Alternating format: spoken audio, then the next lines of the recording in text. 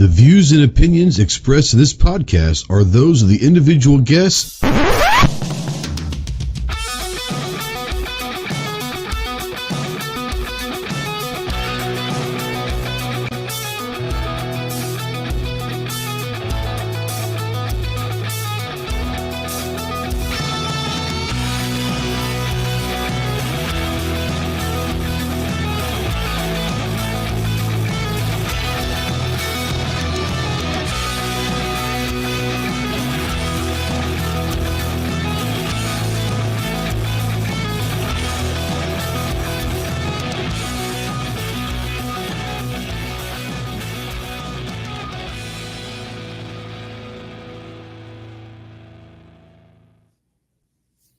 What is going on, my Go Squad? Welcome to the Armed Citizen Podcast Live. This is episode number 304. We are live on YouTube as always. If you're out there in the live chat, go ahead and say something. We don't know that you're out there unless you do. If you want to text into the show, yes, you can text into the show. Utilize the Ghost Tactical Hotline presented by our good friends Rod and Shelly Gates over at Aegis Gun Care. That number is 530-364-4678. And go check out aegisguncare.com. If you're a veteran, really anybody, but especially if you're a veteran and you're in that hole, you're in the darkness and you're looking for that light, call me, text me, email me 24/7. I cannot give you medical advice, but I could be a pretty decent ear, maybe talk you through some stuff. More importantly, I can be a good listener.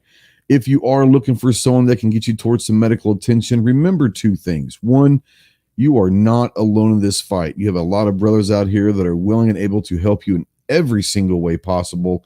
And two, the world is a much better place with you in it. So please utilize the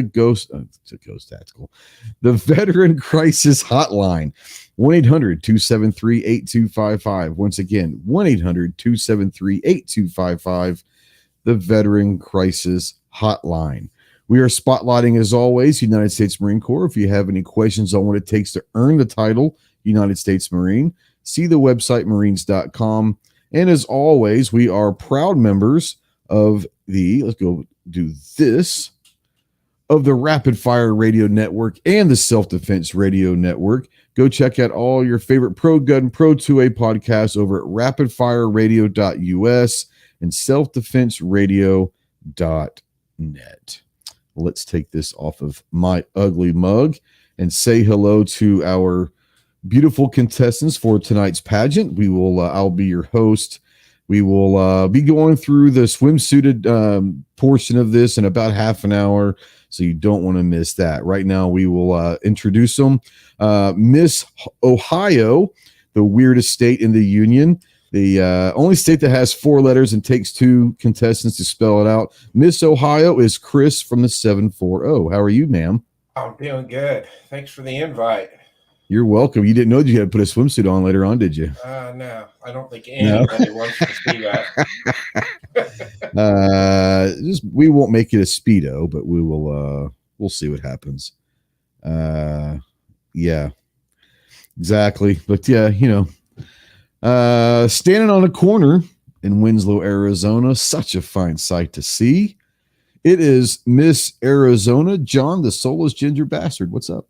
What's up? I really hope there's not a swimsuit portion. This is gonna get ugly real fast. See, I figured you'd be more worried about like the evening gown wear portion. It's a 50-50 swap on that one. I'd like to see you in some heels because I promise you that picture would not make it onto social media. I'm just saying. And I would be face first on the ground. No judging here. No judging. Oh, Lord. And from the great state of Texas, the tactical Miss Texas herself. What's up, Clover? What's up, boy? Is that right? Is that the voice you're going with tonight? No. You got a shotgun for us this week?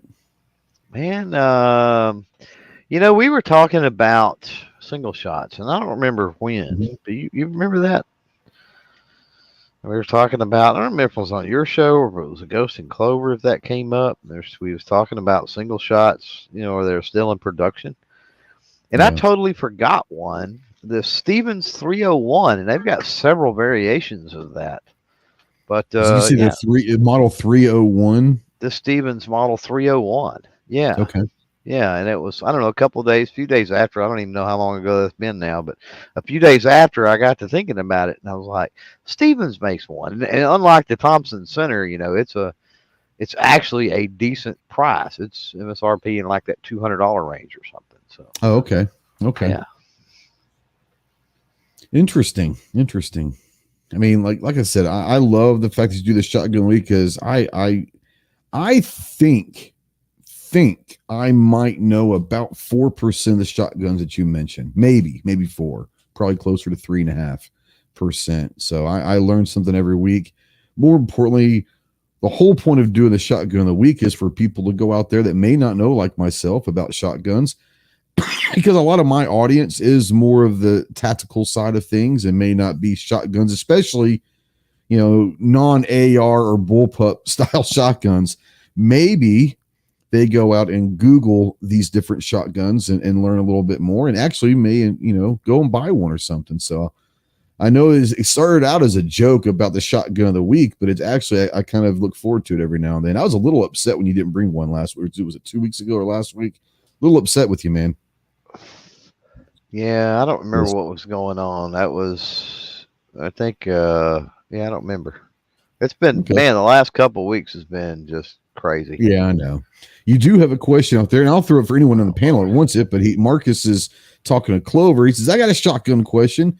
What's your favorite brand of choke for sporting clays? So I don't necessarily have a favorite brand. I'm gonna give you a brand because I think there's a company out there that's pretty amazing. But I'm not a brand guy when it comes to chokes, and part of the reason that I'm not is at the end of the day, as long as it gets the constriction needed, it really doesn't matter. I mean, I've got cheap stock chokes that come with the shotguns that you can swap that out with a Briley or with something else, and it does the same exact job, right? Sure. It's all about the constriction, really. And so, all right, so let me ask you this real quick. Then I'll let you finish your thought, as I'll forget this. But if you were going to a competition and you needed to make sure that your shotgun was going to run, do you have a particular brand I would go to for that? You know me, I wasn't done bloviating. Not about shotguns. So that's what I said. I've got a brand in mind. So I'll do a couple things. I'll lay that brand out, and then we'll talk about, like he specifically mentioned, sporting clays, and I'll tell you my normal setup for that. So it's a company called Comp N, the letter N, Comp and Chokes. And the reason I'm a big fan of, I wonder what they sell. Comps and chokes, right? The reason I'm a big fan of them is I'm a big fan of the Yieldies over-unders, which is the Academy, basically store brand, Turkish over-unders. I've got a really, really nice one. It's the MX Clays model that they don't make anymore. But anyway, Comp and Chokes is the only one that I found that made chokes for that, and that's how I found them, right? Oh, okay, cool. And they have stuff for everything, obviously, if they've got that. Now, as far as sporting clays, I typically will go with a skeet choke. And most of your choke sets that come with shotguns, you don't get a skeet. Usually, cylinder, maybe improved cylinder is like the least constriction. So I'll usually go with a skeet. Most things can be done with a skeet pretty well. And then if you do got some true pairs where like one is crossing and one's going away from you, well, obviously you got to get one crossing or it's going to be gone, right? So I mean, you got to get that one first. Well, by the time you waste time on that, the second one is further out.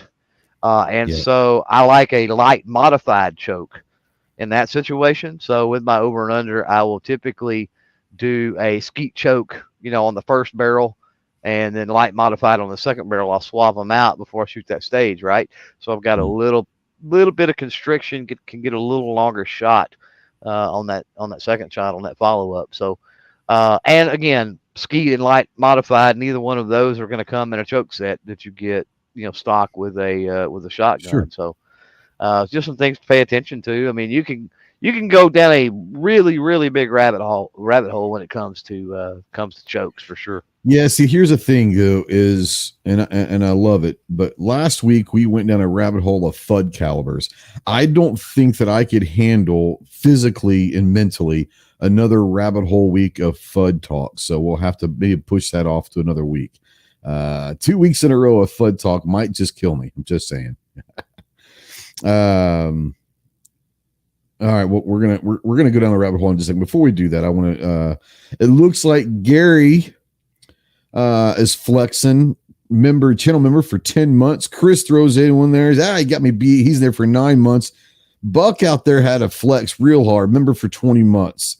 I do want to say thank you to everyone out there that are patrons, YouTube channel members, anyone that supports the channel, whether it's buying swag or using our Amazon link, affiliate links, whatever. More importantly, thank you for just showing up and being a part of my community and my audience. But yeah, thank you to everyone that's out there that does support the channel. I truly do appreciate that. Want to go ahead real quick. We're going to keep talking shotguns for a second. John, Chris, jump in here as well. Now, Richard wants to know what you think of the Mossberg 590, thinking of getting one. So I have a 590 tactical and absolutely love it. I've got the pistol grip version. Love it, love it, love it. I think the 500 series of Mossberg shotguns, this is just my personal opinion, is probably pound for pound the best out there. That's just me. John, I know Clover probably, I know that you're a fan of the 500 series as well. But John, Chris, and Clover, the 590 in particular, what do you guys think for Richard? I love the 590. I mean, if you want to go, there's the difference between the 590 and the 500 is the metal trigger guard, and then there's a few other small upgrades in there somewhere. But the 500 great. Series, Richard, is basically the same shotgun. I think if you're going shorter barrel tactical 590. Yeah. If you're going hunting, sporting clay, that type of thing, 500. 500. I would 100% agree with that. John, Chris, what do you think about that? Yeah, he's right. Yeah. I think that's a great way of putting it, Clover. Go ahead. I know you weren't finished. No, I was going to say, yeah, I own both. And yeah, John's right. There's very little difference. Now I do own. There's a lot of difference in between my 590 and the 500s, because my 590 is the 590 Mariner. So it's the Marine coat. It's a law enforcement surplus. So I got the Marine coat and all that cool stuff on it, and the new Streamlight TL Racker handguard too. That just got upgraded. I had never put anything, and there's a video out there on the channel with that, but I had never put any accessories, anything on that shotgun, and that's always been the shotgun that's been in the corner. We leave the house, the kids know where it's at, they know how to use it, blah, blah, blah. And I'd never put anything on it, nothing at all. Didn't need to. And run across that TL Racker, which is the pump, the handguard with the flashlight built into it. And I'm like, you know what? It's time. That's pretty badass. It's time the 590 gets an upgrade. Yeah. Now, I will say this out there, Richard. The fact that you're thinking about the 590 or the 500 series in general of the Mossberg is a good sign, because, and this is just going to sound weird, but like the 500, the 590, those are like the Glocks of shotguns. Kind of what Clover was saying is they're extremely reliable. You're never going to have to worry about them. They're gonna go bang when you need them and all that. So yeah, either one's great. But I think what Clover said earlier depends on what you're going to be using it for. They'll depend between the 500 and the 590.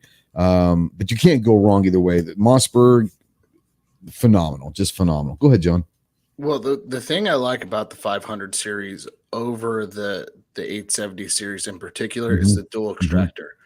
If I break an extractor on a 500 or 590, that gun's still running in the fight. Yep. Absolutely. And that's what I really like. Now, if you want to go cheaper, if you're looking to be on a budget, the 88 series is a 500 with the safety swapped. Yes, when he says that, for those out there that don't understand, it's the Maverick 88. Correct. And so if you look for and Maverick 88s, I mean, goodness gracious, that's got to be as far as top selling shotguns. I mean, it's got to be in the top 10. I mean, because they're less expensive. I hate using the word cheap, right? Because cheap you can take it the wrong connotation. It's inexpensive, but it's a really quality shotgun, especially for the price you're going to get. So yeah, that's the Maverick 88 would be a great maybe first shotgun for someone. But then, yeah, I think you move into that Mossberg 500 series and upgrade to that, and then you go from there. There are some internal differences, by the way. Barrels will swap, stocks, furniture, that type of stuff. There are some internal differences between the 88 and the 500 and the 590. So just keep that in mind. Real quick, let's keep going with this for a little bit. I mean, so I'm going to throw this out there, guys. I'm not going to lie. I got real busy last week and I did not put the polls out. So we're going to do shotgun talk. It's going to replace the pony polls this week. That's an easy question. Explain. I'm going to for the podcast side. I guess he's talking about. I got to do this for the podcast side. Yeah. Please explain why you would not use a full choke in that situation. And I think he's talking about sporting clays. Why you would not use a full choke in sporting clays? So here's the thing: full choke is going to tighten that pattern down, right? The tighter that pattern down, the more accurate you're going to have to be, right? That's correct. It's much harder to hit. Absolutely. The whole point of shotgunning is to find that happy medium to where you can swing fast. You don't have to be dead on. Now, don't get me wrong. If you're a crackerjack, Olympic champion, if you're Rowe, for example, from Arkansas, right? You could probably shoot anything and everything with a full choke or even a turkey choke probably and do it. I'm not. I want the optimal choke that gives me just a dense enough pattern to break that bird without too tight of a pattern. I have to be super, super accurate with it. So that's the reason I wouldn't go with a full or anything above a light modified. I wouldn't even go a modified. Now I have shot. This was prior to, getting kind of bougie with the chokes and, getting into some shotgunning to where I realized, oh crap, there's all kinds of choke sizes out there that don't come with a shotgun. And in that situation, if I had standard chokes, I would probably go improved cylinder. You're talking about just the 4 or 5 they come with, improved cylinder or modified, or improved cylinder and modified in that combo, if that's all I had. But being that, we were doing competitions and going out, and I think that company actually gave my daughter like 4 chokes or something for her over and under, like a sponsor type. I'm using air quotes that nobody can see, but sponsor type deal, right? And I felt obligated at the time. I thought, well, heck, if they're gracious enough to do that, the least I can do is buy the 4 chokes for mine, So figured, why not? And this is a question. Never look back. I mean, it was definitely worth the investment to have the right chokes for what you're doing. I run modified pretty much in everything because I don't do sporting clays and all that. Modified is kind of like for me that perfect balance. So I run modified and all that. That's just the standard that I put in there. Now this is a question that was not asked. That said, I want to throw this out there to everyone on this panel and out there. If you guys are shotgunners out there and you have a good place, let us know out in the comments as well. But it hasn't been asked. But if it is asked, or people are thinking this at this point, are there some good websites that people can go? You keep talking about these different chokes that don't come usually stock into the package with the shotguns, and so they're going to be aftermarket chokes. Are there good websites out there that people can go and do some research and get good quality chokes that you would recommend? Any of you guys, anyway, recommend where they can go buy, maybe that are like more shotgun specific websites they might know, they can do some research as well? The 3 that comes to mind, obviously comp and chokes, right? That's like, for me, that's number 1. That's my recommendation by far. Briley, been around for freaking ever. Briley has. So Briley's got good resources, and obviously they've got good stuff. We're talking like Briley. Briley, exactly. I believe that's what it is. And so they've been around forever, and they are So they're mainstream and they're fairly high end. So, some of your cheaper, some of your Turkish shotguns, like I said, my Yildiz is Turkish. They're not going to have stuff for that. Briley's not. There's not. They're going to have your Berettas and your Benellis and your Mossbergs and your Remingtons and, your Weatherbys and your things like that they'll have. But, they're not going to have any of the offshoot stuff. that's the problem with that. Another one that is well known, been around a long time, is Carlson's. CARLSON apostrophe S. Also a great, I think all of my mag tube extensions are Carlson's. They've made them for years. They made chokes for years. They're not the prettiest things in the world compared to some other ones out there, but they work. And their chokes are kind of the same way. They don't really do a lot of offshoot, off-brand, let's say, type stuff, right? They stick to the mainstream stuff, but the Carlson chokes are a little bit cheaper. Well, I would say probably considerably cheaper than Briley, right? Okay. So, and any of those are going to have some resources. I was looking because there is there's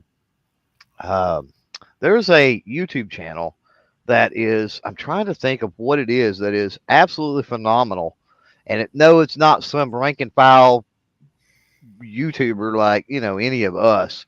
I want to say like it's the National Shooting Sports Foundation, quite possibly, his website or something, but it's phenomenal for, and I'll link it in the chat if I can find it. I'm going to look for it here while everybody else is kind of talking, and I'll link it out there in the chat. But as far as if you're wanting to kind of learn, it is it's National Shooting Sports Foundation is what it is.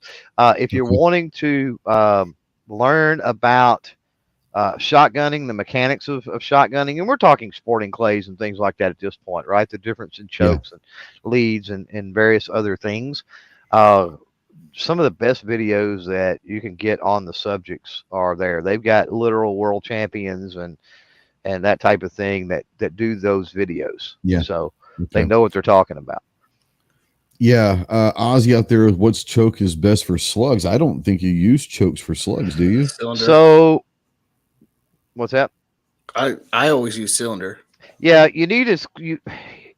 So this is a hobby. Do you need to use chokes for slugs? Well, you have to use a choke if it's got screw-in chokes. You have to use a choke. Oh, if it's got screw-in chokes, So you have to use a choke, right?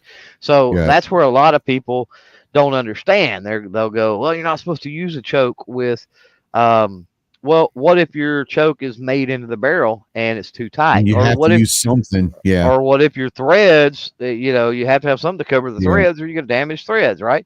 So typically, if you will read a box of slugs, and every slug is going to be different. So it's very important to read the box. It's going to tell you if that slug will work with X, Y, and Z.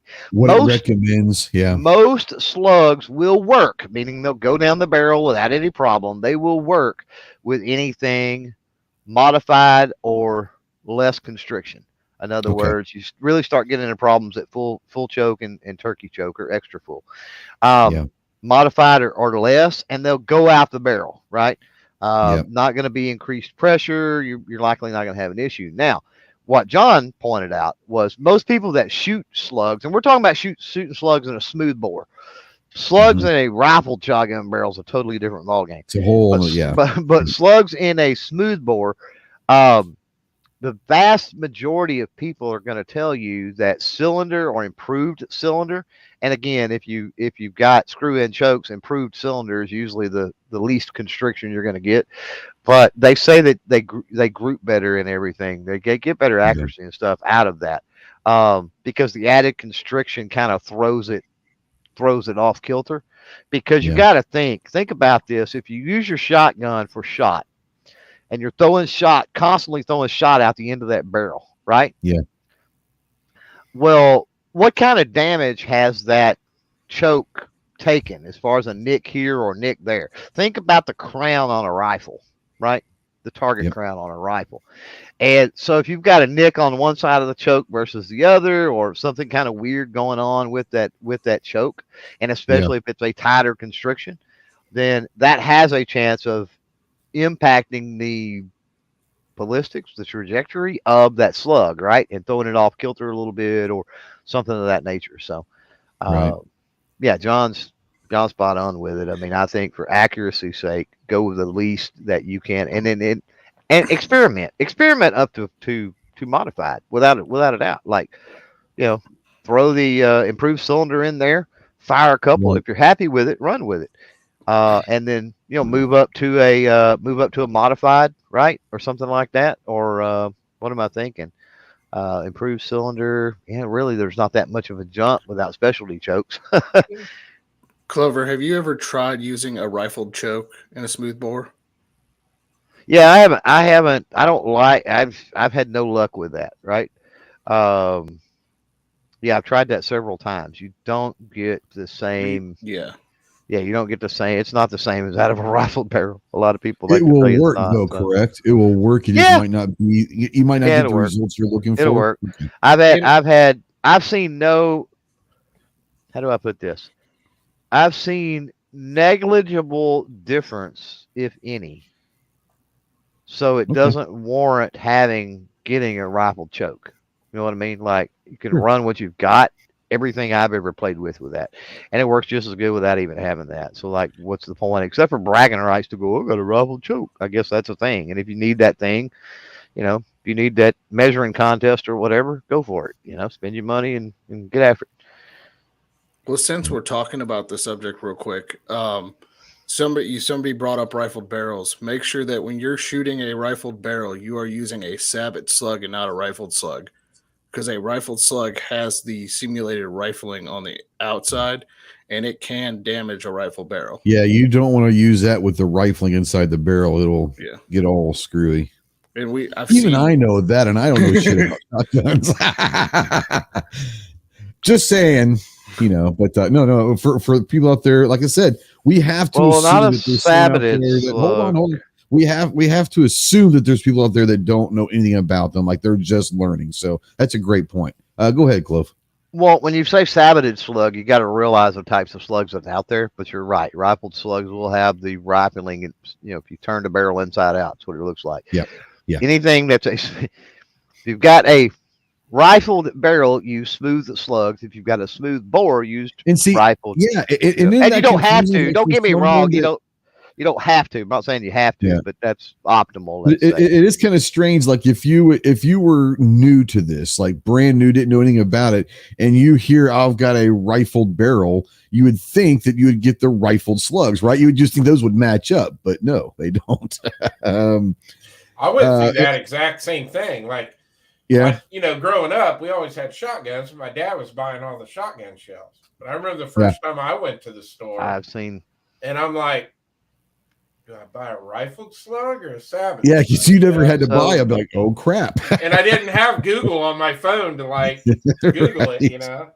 So can it damage, and how likely will it? Okay, that's the question.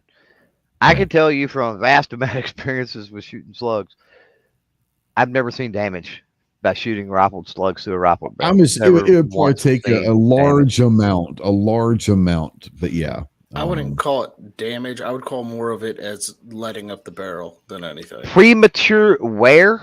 Yeah. Right? Premature wear, maybe. And we're talking about, again, like you said, Ghost, we're talking about a lot of rounds. Premature wear, and then absolutely with letting up. Yeah. But here's the thing with that, John, and I'm sure you're going to agree with this. That could happen when you cast your own projectiles and shoot like cowboy action stuff. That's true too. You've got to have solvents, and you've got to have things to clean your firearm properly get all of that out. So in that context, as long as you're taking care of your shotgun, again, it doesn't matter. It's a moot point. Yeah. Well, let's just say my understanding: 90% of the guys who have a rifled shotgun barrel take it out twice a year, once to sight in, and then once to take into the wood. Yeah. Maybe put 3 or 4 slugs through it. So you're looking at, like he said, it's going to take time, but eventually you'll start seeing it, waver. Mm-hmm. Yeah. Now G23 out there has a great point. What he was saying is like, I was just asking for people who don't understand how or why you pick specific chokes and shotguns.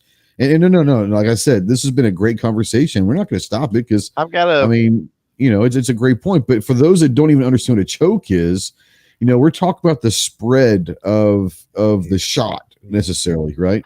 Yeah. Different. What's that? No, I was agreeing. Oh, yeah. And you're talking about with shotguns, the different shot, depending on what you're trying to do, some are going to come out, about this size. Some are going to come out with a spread this size at the same distance. And so you're going to have to figure out what you're trying to do. So that's kind of what a choke is for those that have no idea what you're talking about in shotguns. Well, it kind of controls, what would you say, the accuracy almost? Was that you kind of the accuracy of the shot? Kind of, not really. Not really. Spread. So, yeah, but the spread would be more. I mean, the tighter the spread, it'd be more accurate. You know what I'm saying? I guess if you go wider spread, if you're talking about trying to hit something small and you need a bigger spread to cover more space. But yeah, depending on what you're trying to do with it. Yeah, I would say if you have the time, and I've done this before, if you have the time and you do it safely, and that what I mean is you've put in a different choke, fired at a blank piece of paper target, at some type of distance, by the way, not up close. Right. But what you would say, like 25 yards? No, at least 25, 30? If not 40 or 50. Yeah. Yeah. But I was going to say at least, 25. You don't want to go inside 25. And then swap out your chokes and try that, and you'll see the pattern. It's called patterning your shotgun. Patterning. And a lot of range will have a pattern board, patterning board, like a piece of metal or whatever. You can actually do that, and they'll have a line, Well, because say, here's a 25 yard, here's 30 yards, here's whatever. Because sometimes your shotgun is going to pattern high, it's going to pattern low, it's going to pattern left, it's going to pattern right, and you need to know that, right? I dropped a link out there. I've got a video that I did forever ago on a whiteboard. It's part of the CloverTac Classroom series. That is literally shotgun chokes and patterns explained, and so. It will pretty much answer any question anybody has about look at them self-promoting out there. But you're looking at Well, just if anybody's got the questions, we're trying to verbally answer it here. And I promise you that video is not on my channel. Yeah, that's not on my channel. So go to his channel. Your channel. But I draw it. He's a master of it, bro. He's a master. But yeah, there's two things there's two reasons the pattern matters. So as that shot comes out of the barrel, right, it spreads, and over distance it gets wider and wider and wider. Why does that matter? Because the wider that gets, the more gaps in between shot you have, right? So if you're shooting a dove at 50 yards, let's say, right? And you're using a really wide choke. Let's say you're using cylinder bore, right? That's the widest you could get, cylinder bore. Yeah. It's possible the gaps are so wide that you dead on as far as accuracy, you're on with that dove, but he's in between the pellets because it's spread out so much. Sure. So in that case, at any kind of distance like that, you tighten that choke up. Maybe you go a modified, you bring that pattern in, and there's not room for the clay pigeon, for the dove, for whatever, right? And so that's the concept behind, why I guess you would want to use a certain choke for a certain target at a certain distance. Now, G-Web says, I didn't know we were going to get the hard sell to watch Clover's videos. When you talk shotguns, G says the funny thing is that Ghost is posting the links. No, see, Clover has access to the back. He has access to my back. No, let's just stop that. I have administrative. So he has access. He has like administrative access to my stuff. Yeah. So it's not me. Trust me, I would not post his crap. And you know what's jacked up? Is if I was just a guest, if I did not have administrative privileges, I could comment as me now. But because I have administrative privileges, it's freaking you. It don't even offer me the option to change it, which is stupid. You're in my world now, baby. This is my world. Just saying StreamYard. I know StreamYard's listening to this. They got to listen to all the streams. This is my world. You just live in it. Yeah. Right. The steel shot wear out chokes quicker, Marcus wants to know. Yeah, there's specific chokes for steel shot that you can get. The Turkish guns will come with them in the box because all the ones that I've bought and comes with it. And then Clover brought up Turkish shotgun, so I want to touch on it real quick. Yeah. In the owner's manual, it may say Rem choke or Beretta Benelli style. That's just the style you can buy if you want upgraded chokes for it. Not all of them will say that, but some of them will. And Remington and Benelli, and they have all different patterns throughout the year anyway, as far as threads. So just because you run down and you say, or you get on the internet and it says choke for a Beretta or choke for a Benelli, and you go, oh, this is going to fit because it says Beretta. It's not necessarily.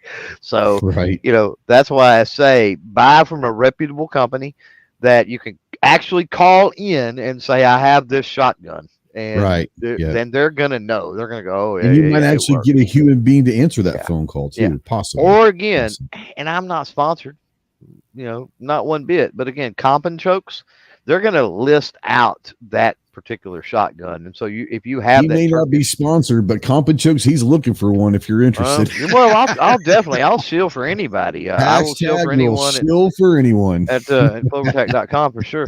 But they've got it listed. So if you go there and you have a Turkish shotgun like my Yildiz, you're just going to go into the Yildiz section, right? If you had a Gerson, let's say, you would go into the Gerson section. Now they may send you a Beretta choke.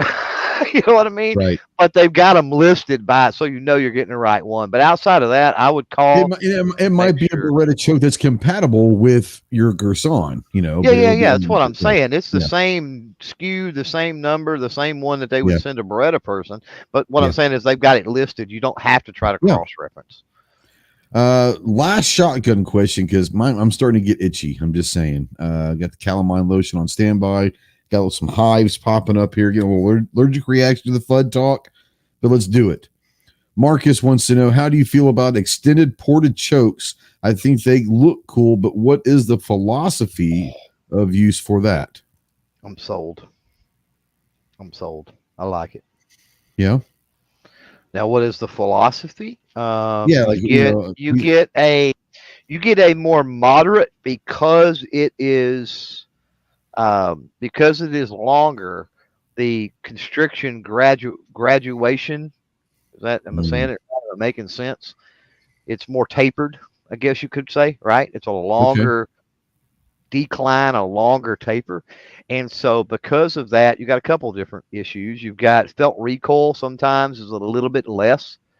And that ports aside, right, is a little bit less. And it seems to pattern a little bit more consistently because it's constricting it at a more consistent, slower rate, I guess, because that choke is longer. Now, as far as the porting, and I love extended ported chokes. Love them, swear by them. But it cuts the recoil a little bit too, quite honestly. Okay. It's just kind of like a ported barrel. It's going to help with that recoil. Is that what that's the same principle? Well, it cuts and I say recoil. So it's just going to release out the sides. As far as beating your shoulder, what I should say is it cuts muzzle flip is what I should say. So when you're swinging a shotgun and you got to go boom and then swing back the other direction and go boom, the more that shotgun's moving around when you break the trigger on that first shot, right? The harder it is, the more it throws you off of your swing. So they're better maybe for follow-up shots in that skeet or trap situation. So if you've got that trap situation, the skeet, I guess would be the follow-up shots, right? Right. So if you've got that ported choke that those muzzle gases are coming out in all different directions, right? It more or less stabilizes. It helps stabilize your swing better, I guess would be a way to put it. Right. And again, that's my opinion. There's probably people out there that hate extended compensated chokes. I didn't know it was a thing, so I have no idea. So, and I agree, they look cool too. So I will agree with that. Was Marcus, right? That was Marcus, yeah. I agree. They look cool too. For no other reason, put them in there. We got our good buddy over at Anderson, Kyle, who is on vacation with his lovely this week. So that's why he is not here. He sent me a picture earlier today from where they are. They're in undisclosed location, having a good time. Reason why I bring that up is Marcus brings up the hashtag Pony Express 2024 with a full choke set. There you go. So we're able to get the Pony Express in still. That's fantastic. G23 wants to know when I'm getting the 410 shotgun upper for my AR. Nope. I got a couple AR shotguns and 410's expensive. God, I'm not a shotgun guy. Let's be honest. So, 410's neat, but it's so pricey for what it is. Can I interest you in something? So I wanted to bring this up real quick because Clover mentioned single shots, and somebody just mentioned 410. So Rossi just came out with their Brawler single shot 410 45 Colt 9-inch barrel handgun. Really? It is under $2. Really? So I just want to bring that up because I think for under $2, that's a fun kind of tote around in the desert thing for me, at least. Yeah. Cool. Public service announcement. If you think you can safely shoot a 45 Colt in a 410, you're taking a really big chance. With a caveat, which John just mentioned, with a caveat that that's not designed to do so. If you just go down to Walmart, pick up a $100, whatever it is, Turkish made 410 and try to jam a 45 Colt in there, could end up being a bad day for you. So make sure that you're not trying it. It might be a bad day. I've seen it. I've literally seen it happen. I've seen it happen, and then I've seen it almost happen. And the only reason it didn't happen is the primer didn't go off. Otherwise, they got lucky as hell. Yeah. Otherwise, it would have been a bad day. Yeah. Chris, what were you going to say? Oh, he was talking about the Brawler. We've got a Mark Thomas, one of the other YouTubers we all watch. He just got one, made a holster for it and everything. It is a cool gun. It's got a rail on it for an optic. Definitely cool. Yeah. G23 says Mark Thomas has a couple of videos. There you go. So yeah. All right. Shotgun Talk was brought to you by Anderson. And John has to give the spiel for the Pony Express. Let's go ahead and give our PSA for the Pony Express. John, what say you? Well, for those of you who don't know, the Pony Express is our grassroots marketing campaign to get Anderson to make a side-by-side 18.5-inch double hammer, 3.5-inch full bore coach gun. And we have told Anderson this for a few months now, and Kyle is on board. So use the hashtag Pony Express 2024 on all of Anderson's posts so we can get this thing made, because that is the coolest idea I've had in a long time. Might be the best idea you've had. Maybe ever. You're not wrong. You're not wrong. Now, G-Web says if you wrap it enough masking tape, you can fit a 9mm rip in there. So, talking about probably the 410. Real quick, since we got some time, a little 2A segment here. John, being that you're now with GOA, in the last week, I know there's kind of been a lot of stuff happening in the 2A world. What's GOA been up to in the last week or so? Let me pull up my notes. Yeah. By the way, for those of you that might have missed last week, John is now with GOA and doing some marketing work. He's got some fancy long ass title that I don't remember. Some super senior developing marketer, industry guru thing. I don't know. What is your title? Senior Marketing and Development Officer. Jesus. Yeah. Yeah. It's a long title. His business card is a 5x7 just to fit that title on there, you know? Oh yeah. I just whip those around too. Just, so far, what we have right now is there's a stay with the Supreme Court on the receivers. So that's I have a feeling they're going to send that down to the lower courts and get their decisions before it comes all the way back up. So we're hoping that goes through. We had two big victories. One was in Hawaii over the ban of carrying guns at certain locations. So that was a big victory for us on that one. They're trying to do the same thing New York did, and they're finding that that's not going to work for them. The other one is we did have an amicus brief for for a certain individual in our organization. I was told to basically get a gag order on some stuff they had, and we ended up winning that case pretty quickly. So that's really the two victories we have right now. We're taking everything to, everything that we can get into the courts and as quickly as we can. All the support we can get. Go to GOA or it's gunowners.org to sign up to become a member. We would love to have you guys and help support us in our causes. Now, understand, guys out there, that John is on the marketing side and more of the industry side of stuff, trying to be in that bridge between the industry and GOA. He's not in the DC clique and all that stuff. The reason why I say that is G23 wants to know, John, can you explain why the GOA bailed on the lawsuit against the ballot measure 114 in Oregon? And I'm assuming you probably aren't privy to that information because that's not your area of focus. That is not my area of focus, but what I can do is find out what's going on with it and bring it up next week. So let me make a note of that. Ballot for 114 in Oregon. Ballot 114 in Oregon, yeah. Cool. John, I know kind of, are we hearing anything? Are we moving forward with the pistol braces? Is anything? So we still have that stay on the pistol braces. We're still working on that. There's GOA and FTC are members are covered, correct? Correct. So I really can't say much other than that we're moving forward. We're trying to get as much ammunition in our holsters as we can, or in our guns as we can, to go after that one. But I don't know much other than that we still have the stay on it, and we're still working on getting that going, and members are covered under that. Yep. Awesome. I'm a member of the GOA, so I'm a member of both, so I'm doubly covered. And like I said, guys, John obviously is on the media side of things with GOH, which is awesome.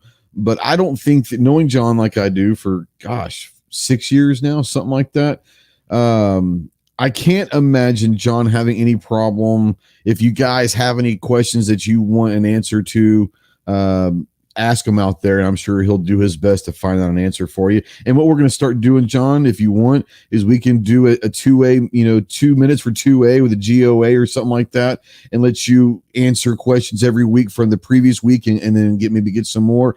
I have no problem doing 2 minutes for 2A or something like that. We can call it whatever you want to call it, GOA, Spotlight, or whatever, Yeah, I would love to do that. Any, like Go said, any questions you guys have, I'm happy to ask. Some information is, private because the cases are still ongoing, so we have to be careful what we say. But yeah, I'd love to get as many answers as I can for you guys on things. And the best way to help is to go and become a member of GOA. Yep, absolutely. Gunowners.org. Gunowners.org, guys. One thing I'll throw in too. I mean, if you got questions to ask them, call them. I called him and asked him a question a few weeks ago, and I mean, somebody. I suggest you call John personally. I think you should all call John personally. Don't call John. I know what you meant, Chris. I'm saying they need to call John personally and blow his phone up all day, all night, especially at 4:00 in the morning East Coast time. He loves that. Yeah. Go ahead, Chris. I'm sorry. Yeah. Oh no, that's all I was saying. I had a question. I called him. Somebody got on the phone right away, and we talked for a few minutes. I mean, they're there. I mean, if you want to call them, they'll answer the phone. And there are humans that work there for sure. There are humans that work there. Marcus is bringing it tonight. I love it. Marcus says GOA needs to help our brothers and sisters in New York starting September 13th to buy any firearm or ammo. You now have to go through a state background check, and you have to pay $9 for guns and $2.50 to pay guns and $2.50 for ammo. I guess it's like a tax on top of ammo or something. Yeah. I mean, have you heard anything about this one, John, through the GOA? I haven't heard anything about this one, but the big thing that everyone's got to understand is even though a law is proposed, we can't take a suit against it until it is enacted. It's hard to go after things that aren't there yet. So we're working on a ton of different things. Absolutely. And red flag laws are one of them. Those are things we're working on trying to get taken care of. Yeah, absolutely. And I think I just answered Abigail's. She was talking about the Minnesota red flag laws and pistol purchase permit and all of that. A lot of stuff going on in the political world right now. There always seems to be, but I think I'm not saying that I feel more confident because of the makeup of the Supreme Court, because I'm never going to be comfortable when it comes to the makeup, because they can vote and go any way they want. Just because they historically believe in something doesn't mean that they're always going to vote that way when it comes down to these decisions. That said, I feel a lot more comfortable than I have in many years past about the makeup of the Supreme Court, for at least getting the possibility of getting some of these not only heard but decided on, maybe in the two-way favor. So it'd be great. So tonight our topic is how we choose our carry guns, and this came from an email I got like months ago. I just honestly forgot about it, or I would have gotten to it sooner. I was going through my emails and I had to get rid of like 700 and something emails over the last week. And when I did that, I went to my trash and I had like thousands in my trash. I had it empty because I was probably going to get ready to get some stuff that I wouldn't receive because I had so much emails. Anyways, I saw this. I said, oh crap, I forgot about this one. And it's a great question because there's so many different reasons why we choose the guns that we carry. And there's no certain formula, because I guarantee all four of us in this panel and pretty much everyone in the live chat might have their own ways of deciding what guns they want to specifically carry, and definitely carry for different situations as well. I don't think anyone is going to have, just unless they only have one gun, are only going to have one gun for carry. Did I miss something? I don't know whose number he posted, but that's not mine. Oh, I know that's not your number. So yeah, he put someone's number out there. I hope it's Snobs. I know it's not, but I wish it would be. So, but I will say, to get a hold and ask questions, and not really, if you want to complain about anything, any kind of complaints, you can reach the complaint department at shootingleftofcenter@gmail.com. shootingleftofcenter@gmail.com. Everyone knows that. That's our complaint department. But no, we're going to talk about how we decide on the guns that we're going to carry and all of that. And that's a question I think is very personal to everyone. But especially if you're new to carrying out there, don't, and I'm not saying that the people at your local gun shops don't know what they're talking about, but they don't know what you need. They might know what's a good gun. It's been proven over the years to be a good quality gun, something that's reliable and all of that, but they don't know what you need. I'm not saying they don't know that what they're talking about, but don't go into a local gun shop and say, I want to start carrying a gun. What's the best one for me? There's no way they know that. Now, maybe you do that, and over the next year or years of carrying, you decide you want your own criteria and all of that. Real quick before we go, talking about this, I'm a little upset with G-Webs. G says, when will the 9mm fad finally be over? God's caliber ain't going nowhere. I'm just saying. So now Abigail says reliability, parts availability, holster and mag availability, and commonality of caliber. So I want to go around the room in the first question, and then we'll open it up and just have a conversation. Chris, I want to bring you in first. If you had to pinpoint like the most important piece of criteria that is the first thing you think of when you decide if you're going to carry a gun, what is that one thing that comes to your mind? Say, above all, this is the one thing that I have to make sure this gun fits in this box. For me, it's be able to shoot it accurately. Okay, sure. I mean, a lot of us are starting to go with these more micro style pistols and stuff.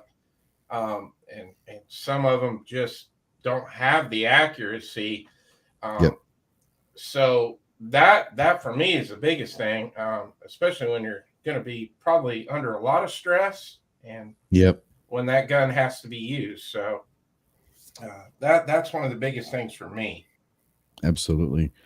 Clover, for you, we're going to talk about other criteria, but what is that one piece of criteria that you're looking at most when you're deciding on, is this going to be a carry gun or not? Probably comfortable. Okay, so carryability, and we'll move more comfortable as far as fit and feel with the hand. Okay, so not necessarily how it's going to fit inside your waistband or whatever. You're talking about. I mean, the feeling of your hand, right? That's definitely a part of comfort, right? But I primarily mean, how well does it fit? How well does it present? Just the overall feeling in that realm. Sure. Yeah. No, I get it. Ginger, what about you? What's your number one piece of criteria that that you feel is important, the most important for you? I feel like the problem is it's not one, but it's like they tie in together. It's tough. Yeah. They tie in together so closely. Yeah. It would be like shootability, reliability. Those kind of tie in together. So those would be the two, because if it's not reliable, am I going to carry it? And if I can't shoot it, and they kind of tie together. Because if I can't shoot it to be reliable, because sometimes you limp wrist guns even though you don't mean to. Absolutely, yeah. They kind of tie together, unfortunately, and I hate picking two, but those are kind of two that go really close together. No, I get it. For me, it's 100% reliability of that gun. If I can't trust that it's going to go bang when I desperately need it to go bang, then what the hell are we carrying it for? As far as shootability, I agree with you. But here's my thing: if it's a gun that my very first the bar you've got to pass is reliability, then I can learn to shoot it. Or can I learn to shoot it? But if it's not for me, if it's not going to be reliable, then the rest of them don't matter to me. I don't care. But if you pick it up and it feels like garbage, you're not even going to try it to see if it's reliable. No, I understand that. But I'm saying to you is the gun has to be reliable before anything else. And then I have about 10 other things. You're right. It may not pass the second one. How do I not know that? Well, so you pick a gun up in the gun shop. You've never even fired it. And you go, oh, man, this thing's horrible. It's heavy. It feels like crap. It's just not comfortable. You're telling me you're going to buy it, take it home, and find out whether or not it's reliable and put a bunch of rounds to it? You're going to dismiss that and go to something else before you ever pick that up and take it home. Odds are, anyway.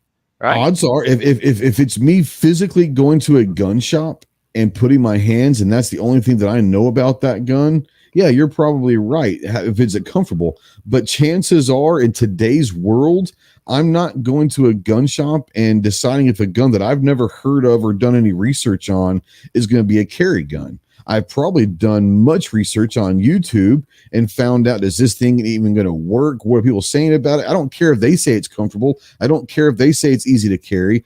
I don't care if they say it's accurate. My thing is when I do research on a gun for a carry gun, are people saying that after 100 rounds or 200 rounds or 500 rounds or 1,000 rounds, this thing turns to junk? Like this thing turns into a pumpkin at midnight? Then I'm not going, me personally, I'm not going to a gun shop and thinking about a gun to carry with knowing nothing about it. I would have already done some research to at least find, is this a decent enough gun to where it should even be in consideration? Once again, the comfortability, shootability, and all of that, yes, that's important. But before I even make that decision, I want to find out, is this gun worth even looking at as far as being reliable? Yeah.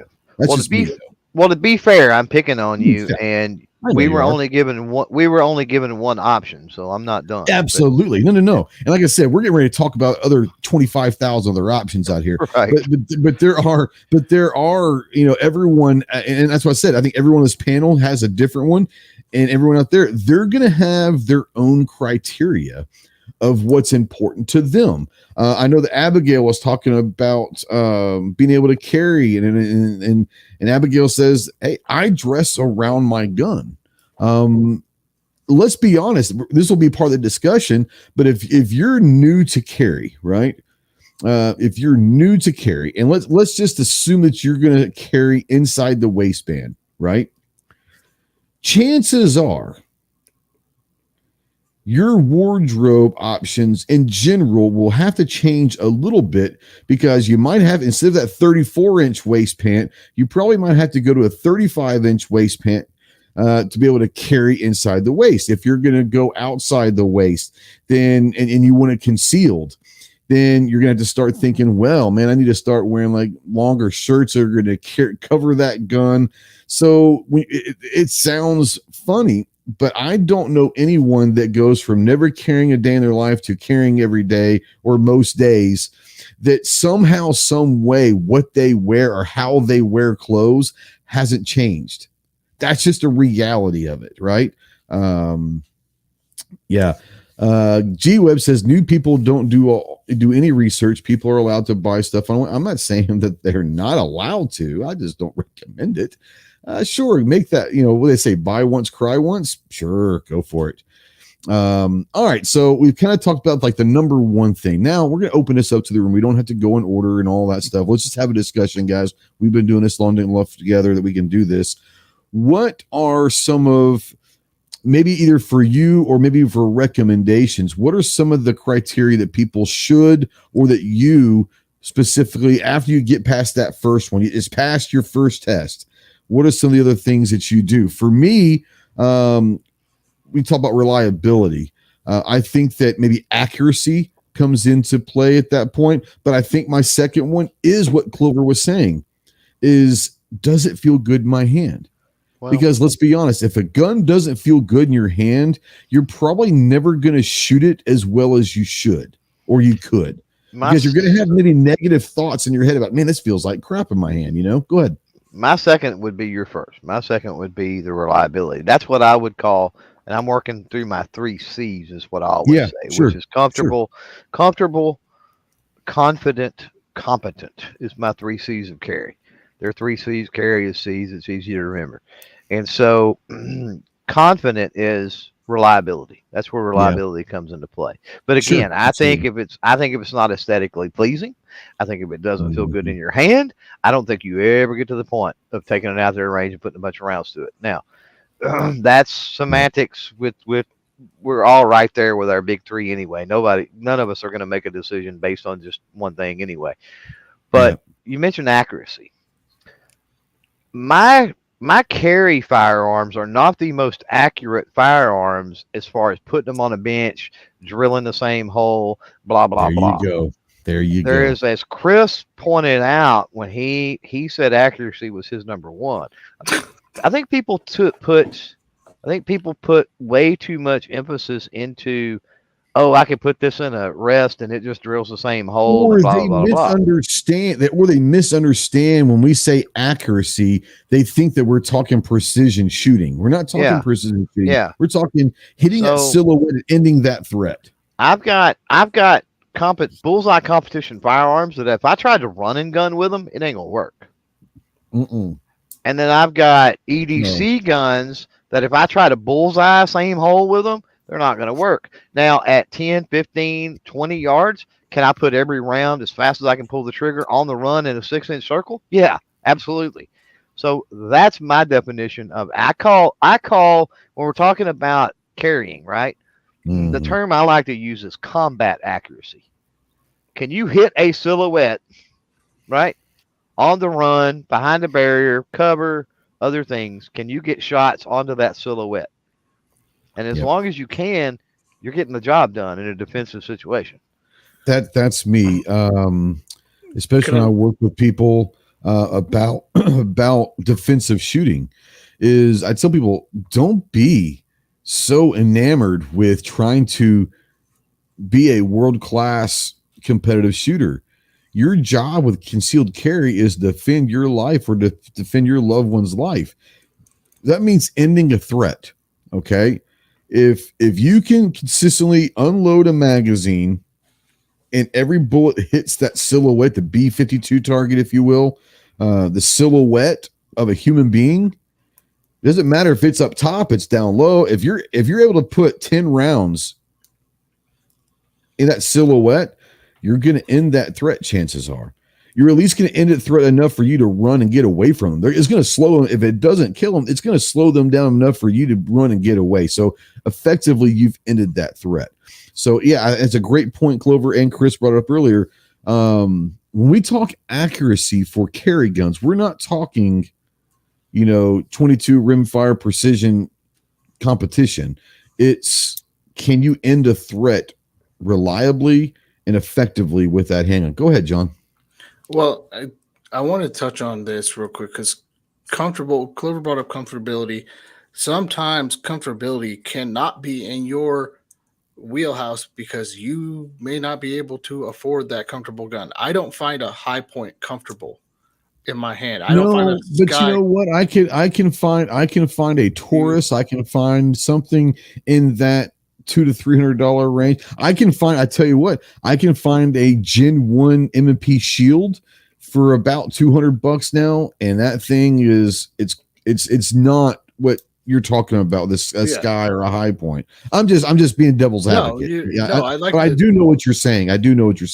But it just moves it further. I'm not saying that you can't find a comfortable. It just moves it further down the list. Really Sure. Yeah. And to me, honestly, but I do believe that comfortability is important. Like I said, because once again, I'll say it again. If a gun doesn't feel good in my hand, I'm already going to have some negative thoughts about that gun. So I'm probably never going to be able to shoot that gun as well as I could. It's just like in a golf game or whatever. If that putter doesn't feel good in your hand, you're not going to make as many putts. Yeah, That's just the way it is. Yeah. And if you're not spending time on the trigger, right? Then you're not practicing, and then you're not going to carry it because, I don't like the way that feels. And if you're not getting trigger time on that because you don't like the way it feels, then it's a waterfall, it's a cascade, or it's a domino effect of issues, right? That stems off the whole comfortable thing. So, now I think people that are price, John makes a point that is, I'm going to say, at least semi-valid. I think price has to play a part in it, my high point feels fine. I don't have a comfortable issue as far as the high point with taking it out and having fun all day long and enjoying shooting it. Would you carry it? And that's comfortable. No, because that aspect of it sucks, right? But it passes the test as far as comfortable goes. It passes the test as far as it fits my hand well enough. It's balanced. The recoil's not too heavy. It's, it fits those criteria. So in the house for a home defense, you better believe I'd put it on the nightstand. No, I get 100%. But you brought up a great point.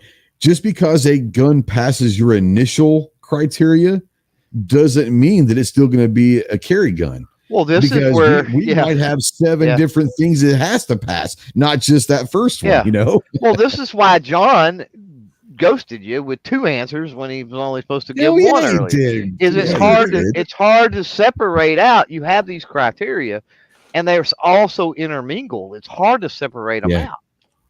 Well, but the bottom line, that's why I say comfortable. If you've got a gun, and I can't tell you the number of times I've seen this. I've seen first-time firearm owners. They go and they get a gun, and they don't consult anybody, or they ask the guy behind the counter at the, sporting goods store or whatever. And then, hey, I'm going to go take my concealed carry test. Can guy come over and shoot? And they do nothing but complain about how it doesn't feel good. And it's got in this, that, and the other. And then it ain't 2 months till they've gotten something else, right? Where if they would have just stopped and told the guy behind the counter, you know what, let me look at this one over here instead. Let me look at this one over here instead. And maybe they went home, and maybe they watched some videos, or maybe they asked a friend. Maybe they called me before they ever made a purchase, right? And I could lay out a buffet of things on a table for them to try, at least as far as grip angles and size and caliber and things like that go, right? To give them a little more foundation, I guess, of what they're kind of looking for. Yeah. Well, sure. Clover, you bring up a good point, and we're talking about carry here. No, he doesn't. And I know But you also, Ghost, you kind of led me into this too. I didn't do that either. Not always the gun that's comfortable and easy to shoot is not always the gun you're going to carry. I.e., this is true. I just got the Springfield Echelon. I like it. It shoots great. It is a big carry gun. Now I may be going, okay, well, I don't carry a full size gun personally. I agree because I have better options. Yeah. But so I agree with you. Yeah. I agree with the most comfortable gun you have is not necessarily the one you're going to carry. But for me, it has to be comfortable. And for many, many other people I've seen, that has to come first. Otherwise, you never get down to the other criteria. Like if it looks like crap, feels like crap, the recoil's too much, all of these, it doesn't check any of the boxes that it needs to check. Then I mean it's out the window before it even gets started, before triggers are even pulled, quite literally before triggers are pulled. Hey, this feels like crap. Sure. I don't want to shoot this. That's a fair statement. And yeah, I mean it's Chris, I want to bring you in real quick and ask a question because Abigail, I think it was Abigail, I might be mistaken. It was a while ago in the chat. Abigail said that one of the criteria is holsters.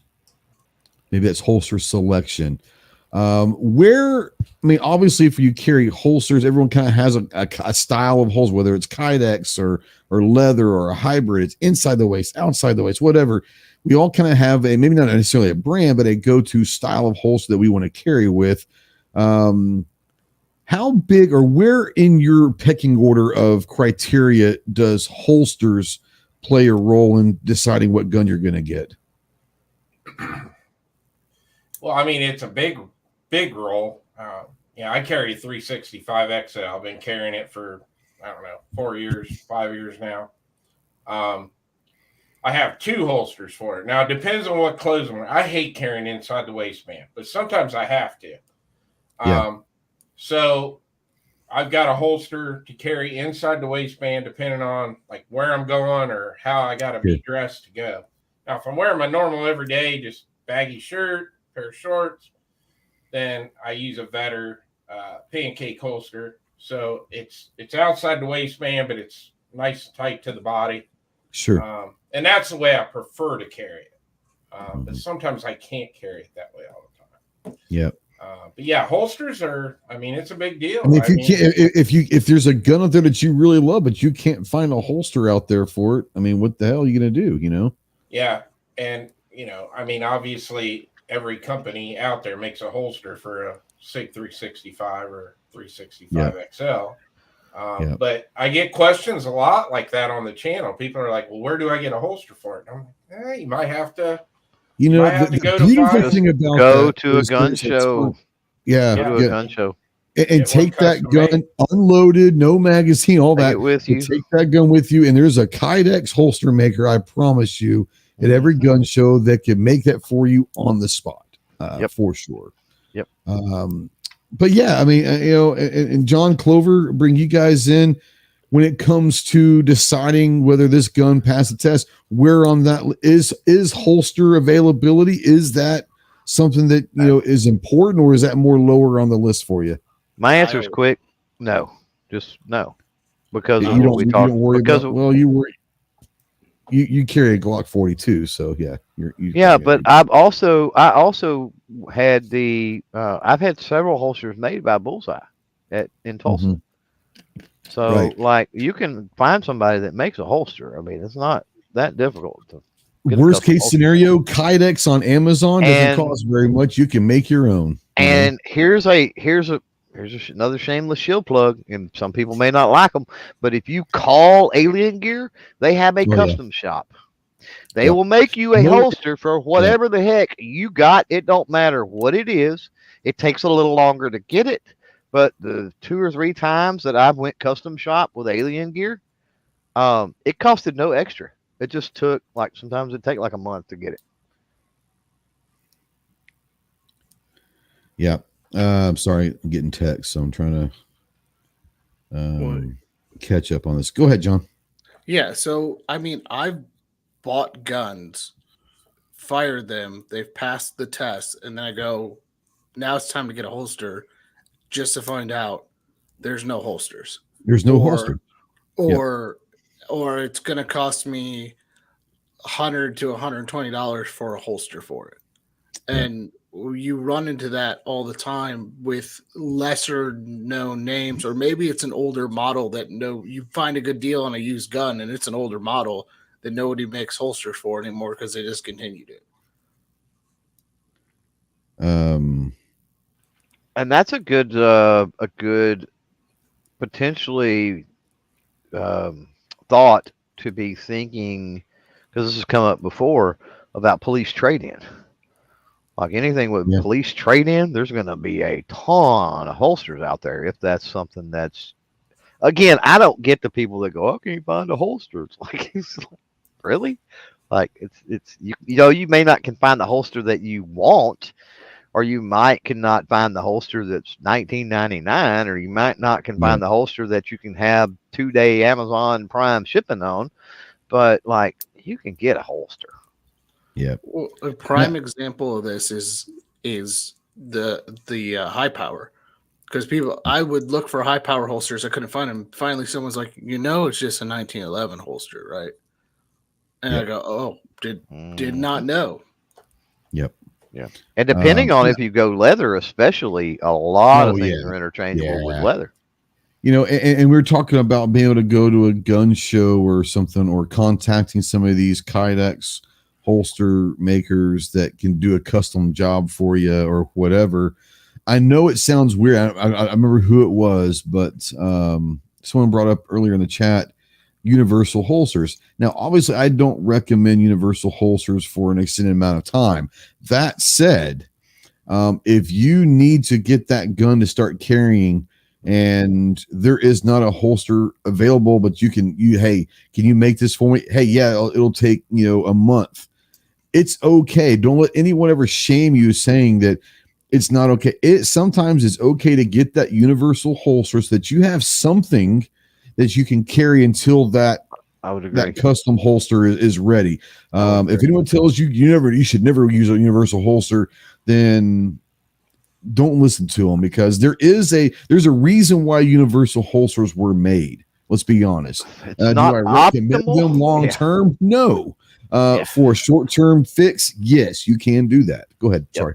No, I was agreeing with you. It's not optimal, right? But in a pinch, go for it. Yeah, absolutely. I'd rather see somebody get the firearm that checks all of the boxes, right? Mm-hmm. All of the boxes that they've got to wear Uncle Mike's for a month while they're getting a custom holster made, than see them pick some off the shelf, very popular 8,000 holsters readily available that they don't like, or that it's not comfortable to them, or whatever the case may be. Yeah, if you're looking for, I was getting ready to say that, Ozzy. If you're looking for a leather holster, Ozzy out there, I've got one for my 10mm 1911, and it is amazing. Ozzy can make some great leather holsters for you, and there's some guys that we know in our little crew that does Kydex also, if you really need one. Go ahead. I know, and I challenge anybody else to do this. Go into your local gun shop and ask, who do you know that makes holsters?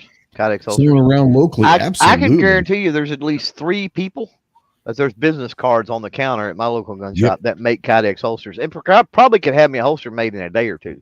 Or leather. I mean, there's probably someone that does leather work. Well, or leather. Yeah. These are all Kydex, but there's someone locally that can meet you. Because here's a problem with finding a holster company to do a custom holster. If it's a newer gun and you can't find it anywhere else, chances are they're not going to have a blue gun, or they're not going to have a model that is sent to them to make that holster. You find someone that locally that can make holsters, and you hook up with that person, you can take that gun over to their workshop, and they can utilize your gun to literally fit that holster to the specific gun. So that is another plus having someone locally. Yep. And what if it's something that we haven't talked about yet? But what if you're running an optic? What if you're running a flashlight? Yep. Right. Lights are because different lights, different company lights are going to require different. Probably going to have to go custom holster anyway. That's correct. Let's be honest with ourselves. All of us in this room have a box or a drawer filled with holsters that I have we a are not using. huge Rubbermaid tubs. Chester drawer. Yeah. I have Chester-made cabinets full of them. And I'm only bringing that up because you're going to pick a holster and you're going to carry with it. And I did this. I really liked alien gear. I still to this day buy holsters, which is pisses me off. But I started out like an alien gear. Then I swapped over to Bravo Concealment because I like theirs better. And then you swap over to this Kydex guy and this Kydex guy because you find something that's more comfortable. Or you switch carry styles, or then you come back to the first one that you got in the first place. Oh yeah, always. You always do. Absolutely. Yep. You're like, where's that holster I've been using 4.5 years? Oh, or maybe somewhere. Or maybe, I mean, just for my 42, I've got to have at least a dozen holsters for my 42. I can carry literally in any configuration on my body twice with the amount of holsters that I've got for that. You know what I mean? So just with mixing up how you carry and where you carry, because again, with clothing and certain situations, not optimal. It's optimal, of course, to carry the exact same way all the time is optimal. But again, it's okay that, you know, we have to, life happens. We have to deal with variables and stuff sometimes. That's okay too. So having holster options is like that. And I'm not talking about options as far as brands and stuff like that, but how you carry and where you carry. Absolutely. Yeah. People don't realize that an appendix carry holster is going to be different than an inside the waist 3 o'clock holster, or, you know, they're all going to be different because they're supposed to fit a little bit differently and all that. You know, 3 years ago, maybe something like that, 4 years ago, I would have been dead set again. And teach their own on I'm not going to get into the appendix debate and the safety. I'm not going to get into any of that. I'm just talking about for me personally in the comfort level. Probably 4 years ago, appendix would have been an absolute no-go for me. I would have been like, no, it ain't happening. No way, no way. Now, if I had to, I wouldn't have a problem with appendix. Comfortability wise, would not have a problem. Now, I choose not to carry that way. Yeah. So for me, appendix is not comfortable, but we're talking, let's say 4 years ago, one of the reasons why appendix carry wasn't so comfortable back then is there weren't as many, if any, there were some, but not many holster companies that were making appendix carry specific holsters. They were inside the waist, generic inside the waist holsters that you just flipped over to the front, which makes it maybe not as comfortable. Now they have holsters that are specifically made for appendix carry, so it's much more comfortable now than even it was even 5 years ago. 100%.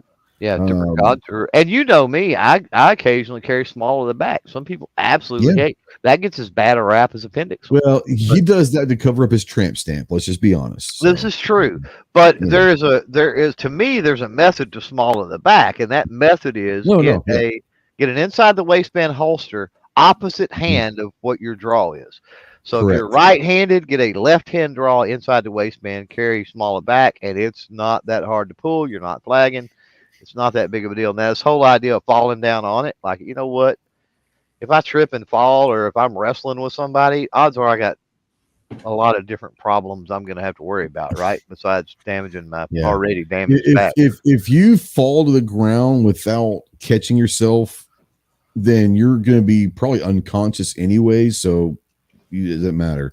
Now, G-Webs does have a good point. He said some people need to change. Ghost used to carry ankle, but now with the monitor, he needs a pocket carrier. Well, what I've done is I've realized I can go and find an ankle holster for the opposite foot.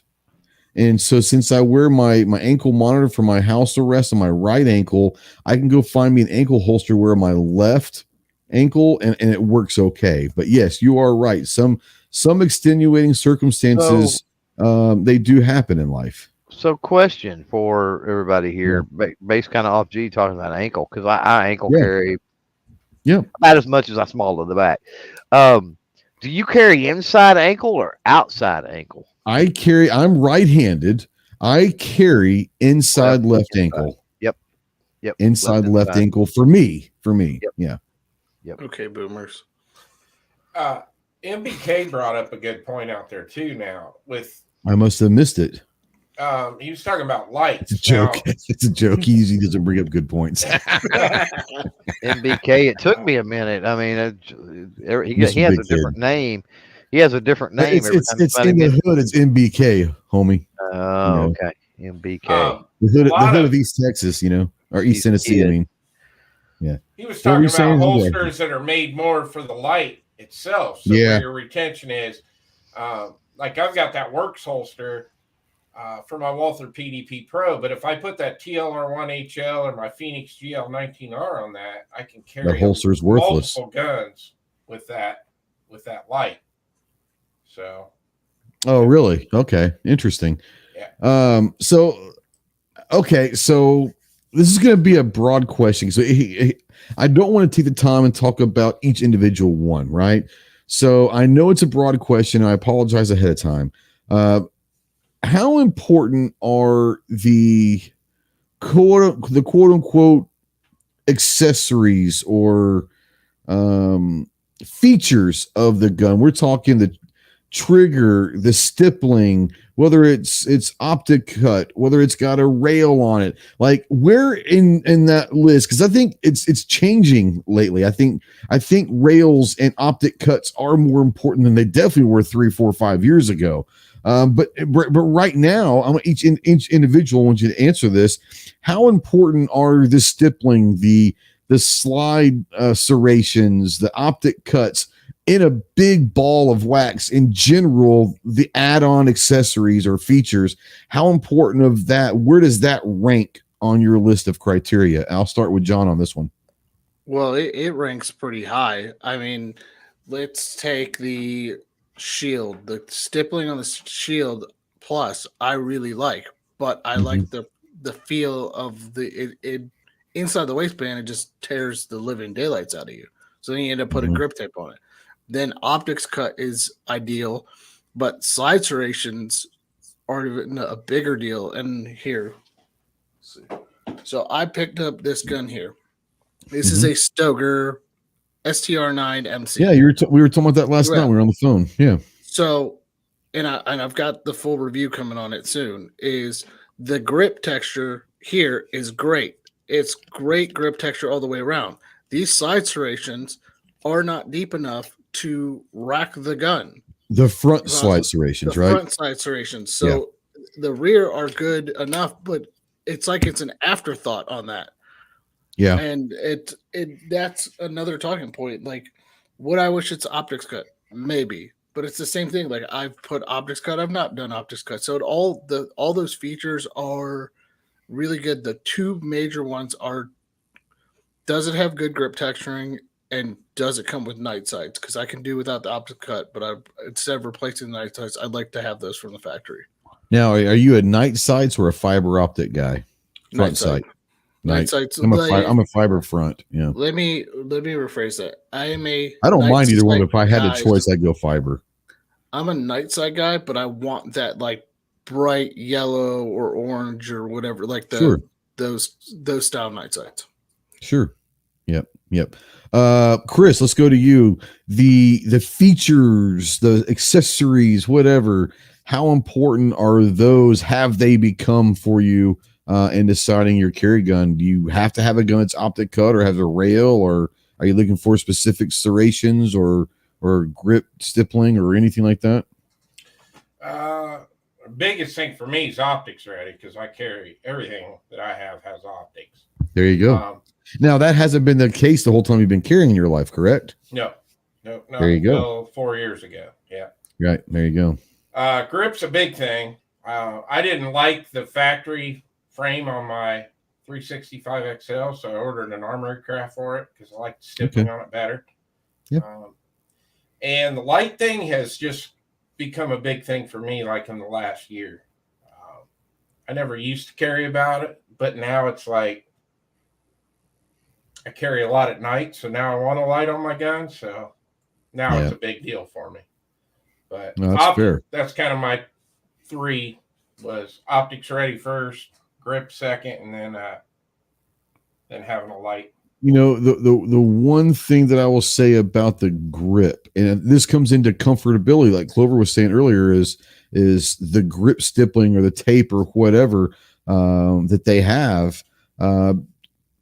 People don't understand that just because if this gun passes all of those criteria, except for the stippling is too aggressive or not aggressive enough or whatever, there are things that you can do to, if it's too aggressive, go get a hoe grip and it'll take care of maybe that. If it's not enough, go get some grip tape or some skateboard tape or, there's all sorts of stuff you can do for the grip to make it feel the way that you want it to feel, which is cool. So don't let necessarily how the grip feels be the end all break all, because there's a lot of different of all of those features and accessories we're talking about. The grip and how it feels in your hand is the one that can be changed or at least worked around the most. If it's not optic cut or if it's not doesn't have a rail, it ain't gonna have a rail on it. That's just the way it goes. Clover, want to bring you in as far as the features and accessories and all of that. How important that to you is that when you make a decision for a gun? Very little, I would say, with the exception of the grips. I'm a bit of a grip snob. I know you are.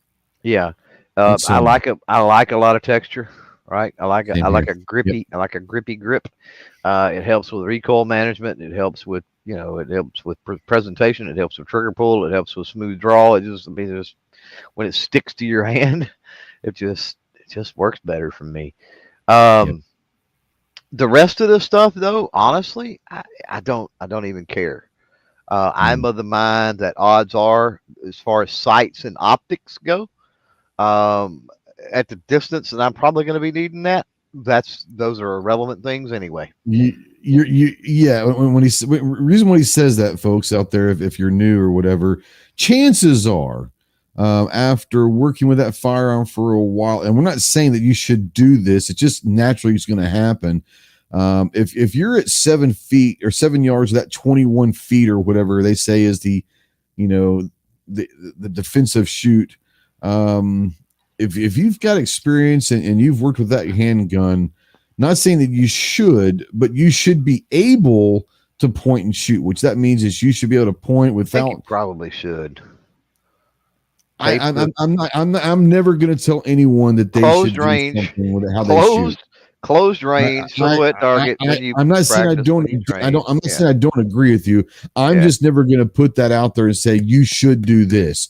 It's up to the individual. Right. You should be able to very easily point that gun without lining your sights up and still end that threat. Whether you should or not is up to you. Yeah, I think if people tried that, let's phrase it that way, right? Yeah. I think if people on a closed range silhouette targets tape their sights or whatever, inside or even was standing in front of the target and blindfolded themselves, quite honestly, but shut down your vision, not able to see that sight, present like you normally would, fire off 2 or 3 rounds. I think especially if you're practiced with said firearm, that's what I said. I think you're going to surprise yourself. I think anybody would surprise themselves, and they would realize, oh crap, do I really need to, for the longer, more deliberate shots, for fun on the range and for things like that. Okay, I see where sights and things like that can come into play. But and if you don't carry a flashlight around with you pretty much all the time anyway, I can see the flashlight thing potentially. Sure. But it gets into, that's bulk in the firearm, that's dependent upon batteries, that's am I giving away position? That could be something. You've got the whole muzzle flagging thing. There's a lot of things that go into the flashlight that I've already got a flashlight in my pocket. So let's just eliminate all that to start with, for the most part. Like I said, bump in the yard or something like that, probably a different scenario. I don't have kids at home anymore, so a little different scenario. But I would hate the idea of somebody, flagging a teenager crawling through the window, coming home late from curfew or some weird something. You know what I mean? With a flashlight, that would suck. I wouldn't do it again. This is true, but that would suck. Could be a fairly traumatic. That could be a fairly traumatic instance for everybody. It might change your relationship with that child for sure. Well, this is true. This is true. Yeah, for me, and we talked earlier, and people that kind of been around my channel and know me, I liked blacked out rear sights. Now I enjoy a fiber optic. I enjoy night sights. I do. I like both of them. I can go either way. But I enjoy a blacked out rear sight. And one of the reasons why is, especially on carry guns, is if I'm going to go ahead and present, chances are inside 10 yards, I'm going to point and shoot. And if you have blacked out, I'm not saying that you should do this. I'm saying this is why I like to do it. If you go ahead and present, you get that going, and there's nothing in that rear sight, and there's no dots, there's no white lines or any weird designs in that rear sight. There's nothing to distract your eye from. You should just point and shoot. So I don't like rear sights and everything. So I mean, if I have a gun that has like the Glock sights, like the two dots in the back or whatever, I'm obviously going to change those out as quickly as possible. But in the meantime, until they come in or I can find them or whatever, I'm going to get me a black Sharpie or something. I'm going to black out those dots. I personally don't like anything on my rear sights. Kind of getting off on a weird one, but you guys, what kind of sights, both rear and front, do you guys prefer on your carry guns? U-notch rear or blacked out rear with either a big white dot in the front or like one of the night vision colored front sights. Yeah. Orange, yellow, the neon colors, right? Have you ever shot any of the excess sights? Do you guys like excess sights? The big ones. I can't figure it out. I for some reason it's all up here. What it is, it's all up here. But I just, for some reason, my brain is not functioning with them, and I have them on my Canic, and I like them, like from the point of view of seeing and shootability, but getting decent enough shots on target, I can't hit where I want to hit. If that makes sense. Yep. Yeah, but you don't have to hit where you want to hit, right? Like we talked about that earlier. So, just because you're not drilling keyholes, it's like, yeah, for me with sights, like I honestly don't care. Like my carry rotation is literally it runs the spectrum.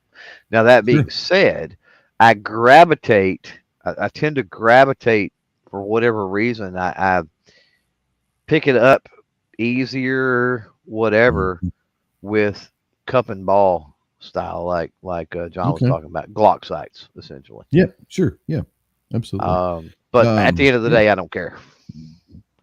So that's really not anywhere near the top of your list of criteria at all. No. Because the great thing about sights is if you ever do want to change them, they can be changed too, just like grips, right? Like there's 1,001 options for everything. Yeah. Chris, just in general, what kind of a sight setup do you prefer looking at the most? I love a blacked out rear with a fiber optic front, especially a green or a really bright like red.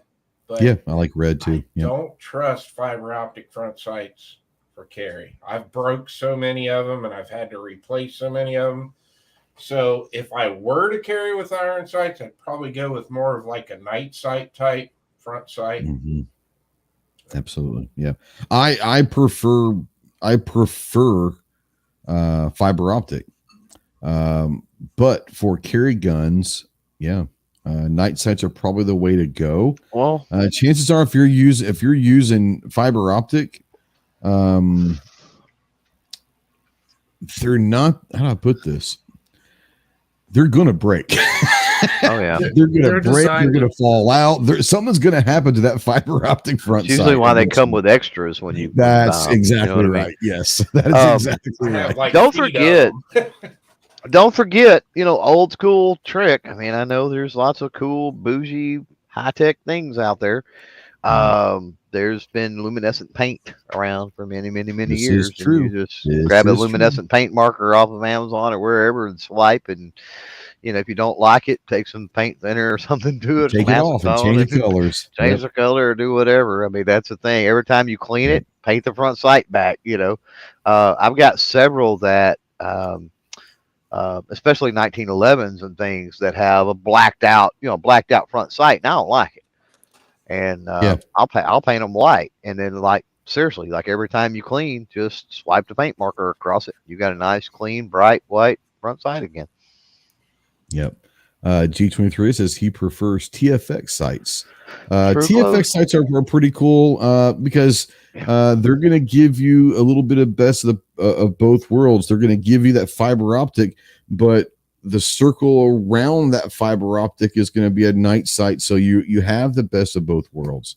What were you going to say, Clover? Go ahead. I thought I heard Clover saying something. I may not have.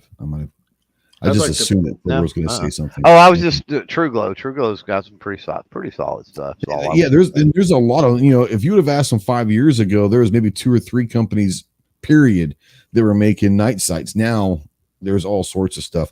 Night vision stuff is fantastic stuff. What were you going to say, John? All right. I'd like to pose a question to the room because this is something you and I talked about last night. Okay. You've got 2 guns that meet all your criteria, right? Sure. Comfortable in the hand, everything like that. But one of the guns is not made or is not that manufacturer is not known for making those guns. So, for example, for carry pistol, we're talking Mossberg is known for shotguns, but they have carry pistols out there. Stoger, Savage. What is that way? Anderson, what does that weigh into your criteria? How does that weigh? If there are 2 guns in the same price point, how does that weigh you? Because they're both comfortable, they both shoot well, they're both reliable, but they're about the same price. Or would you say, this is going to sound strange, okay? I look at every gun differently, and if it passes all of my criteria, whether it's reliable, it's going to go bang, it's comfortable, it checks all those boxes, and both of them are like that. To me, honestly, I'd like to tell you that choosing the gun that is made from a manufacturer that's not known to make guns doesn't factor in, but I'd be lying. I would be lying to sit there and say their experience of designing and engineering a handgun is not as long as XYZ company. They don't have, maybe they've hired someone that's got, but I'm just saying it shouldn't matter to me. But I think honestly, it probably does play a part in my head that maybe deep down, and they haven't been doing this very long. So once again, I try not to do that, but I'd be lying if I would say that it never crossed my mind. Well, you've got to look at it's an original design, or is the company taking on this is true design? Too. Yeah, the Kiger we know from Anderson is not some groundbreaking. I mean, it is it's a Gen in some 319, respect, but it's a proven design that was tweaked on and that kind of stuff. Big difference between that, and something else. And so what a lot of people they may see, and I'm trying to think of an example. But they may see a handgun and go, oh, I don't know that company, or they're not known for this, that, or the other. And they don't realize that gun has been made in Europe for 3 decades, right? And it's that design or whatever. Let's say like the Canic, when they first came out, people were like, I don't know about anything about Canic. They didn't realize it's a P99 design. That's cool. You know what I'm saying? Walther design. Yeah. So, that's a good example. Back to sights for just real quick for people that knew. I mean, True Glow's been thrown out there in excess, and Hive is, and there's a bunch of different companies. Folks may not be aware of the old school Williams fire sights, but Williams has been making sights for many decades. And the fire sights are pretty solid. They're a pretty solid choice. I've never heard of them. I probably have seen them, but I don't. I don't recognize maybe ever hearing about Well, Firesight. that's why I wanted to bring them up is, you've got a lot of companies that have been around, and the FUDs like me know they exist and they know they're out there, but people that have maybe only gotten into firearms the last 10 years or something and only look at the people that the companies that advertise and they're flashy and you know what I mean? A lot of your mainstay companies, they don't spend a lot advertising and they don't, you know what I mean? They've been around long enough. It's word of mouth for them. And I think Williams is one of those companies. So that's definitely a possibility. Now, Gizzard out there says Gerson's a prime example. I don't know. Gerson is using those proven designs though. So if it's an example of that, then I would think maybe so. I think that's what he was talking. We were talking about going with like the Canics of the world, going with the Walther designs and all. And that. People might not recognize the name. That's true. Yeah. Right. Yeah. But that's what I'm saying. If you don't recognize the name, then I mean, you don't know that they're using the design. Yeah. Try to be educated enough to understand that if it's a proven design, then you should be fine. Yeah. But I would agree with you that I would probably be leery with a new design, and you know what I mean? And it's like from a brand that they're not used to doing that, and it's a new design. And that would be any firearm, quite honestly, right? Sure. Trying to think of a company, what if they started making rifles or shotguns? It'd be like, I don't know, but I can't think of one off the top of my head. Well, if Glock started making shotguns. There you go. You'd be like, that's weird. I'd buy it just to say that I had it, but would I put my life into the hands of that until I don't know, without running it through the ringer first? Yeah, absolutely, yeah. Did Chris leave us? He might be talking offline.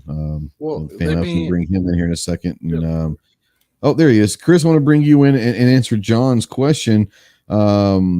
Can I restate the question? Is if you have two guns that pass all your criteria, and let's just take these two examples. One's a Glock 19 and one is the Mossberg MC 2, whatever it's called, which is a good gun.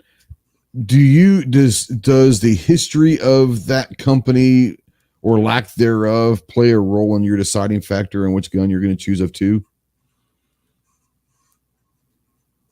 Oh, you're muted.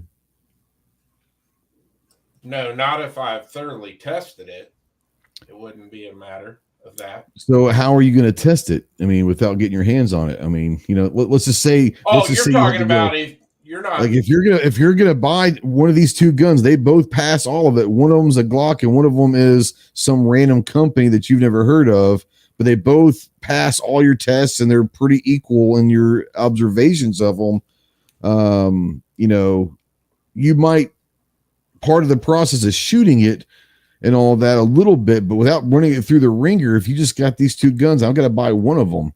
I'm going with Glock 19 if I'm not running it. Or whatever the established company is. Yeah. We get so jaded. Like, let's throw this in the mix because of the experiences that we have across the board and the people we know with various companies. Yeah. That, it's easy for us to sit up here sometimes and talk about this, that, and the other. But if we think about it, like, we get a lot of behind the scenes info that, like, man, that gun's trash. If people only knew, or man, that gun is so underrated. If people only knew, and the average person doesn't get that. John and I were on the phone for over an hour last night, and he was talking about a couple guns that he's had a chance to shoot that I have not really thought I'd be interested in. And he was going through, he's like, man, it's going to surprise you. Like, I'm serious. Like, give it a chance, and all that. I was like, no. And he's like, I'm telling you, you'd be surprised and all of that. And then that's a good thing. Yeah, go ahead. Let me add this in because I'm testing 3 guns right now. I'm going to grab 2 of them because they're sitting behind me. We'll go ahead and put you on full screen real quick. One of them is this Stoker. This is their new micro compact they came out with this year. I really like the way this gun shoots. And Stoker's one of those companies that you sit there and say, Stoker makes a pistol? Right. Stoker makes a pistol. Now, this gun retails and I paid well under what the retail was because I bought it off a gun broker and I paid $250 for it. This gun retails for $339. For $339, there are some other options from well-established brands that I would buy over this, i.e., like the Taurus GX4 or something like that. Yeah, but I really do like this gun, and it is something I would recommend because it shoots really well. And I'm going to have a full review here soon. The next one. It's really awesome. John has these airsofts that are exactly like these are non-working firearms. Yeah. The next one is this Mossberg MC2C. Again, same thing. Like I brought up, great shooting, reliable airsoft gun. Question, real quick. Pause for a minute, John. That one, Ghost, is that the one that was at the Gathering a couple years ago, or is that yes, newer? It is. No. That's the one that was in the Gathering in 2022. It looks different. This is their newer version. This has got the. It's the same gun. It's just a different Gen 2 or whatever. This is longer? Optic cut and double stack. So the grip is fatter and longer. A little bit longer. I don't know if it's longer. It's definitely a little bit fatter. I don't know. It's intriguing because I don't remember the one we shot, and I wasn't a fan of the one we shot, and it ran fine, so it's not saying anything. But I wasn't a fan of that one. But may have been the first gen. That one looks. The profile on that one looks different. It's interesting. That one's interesting looking.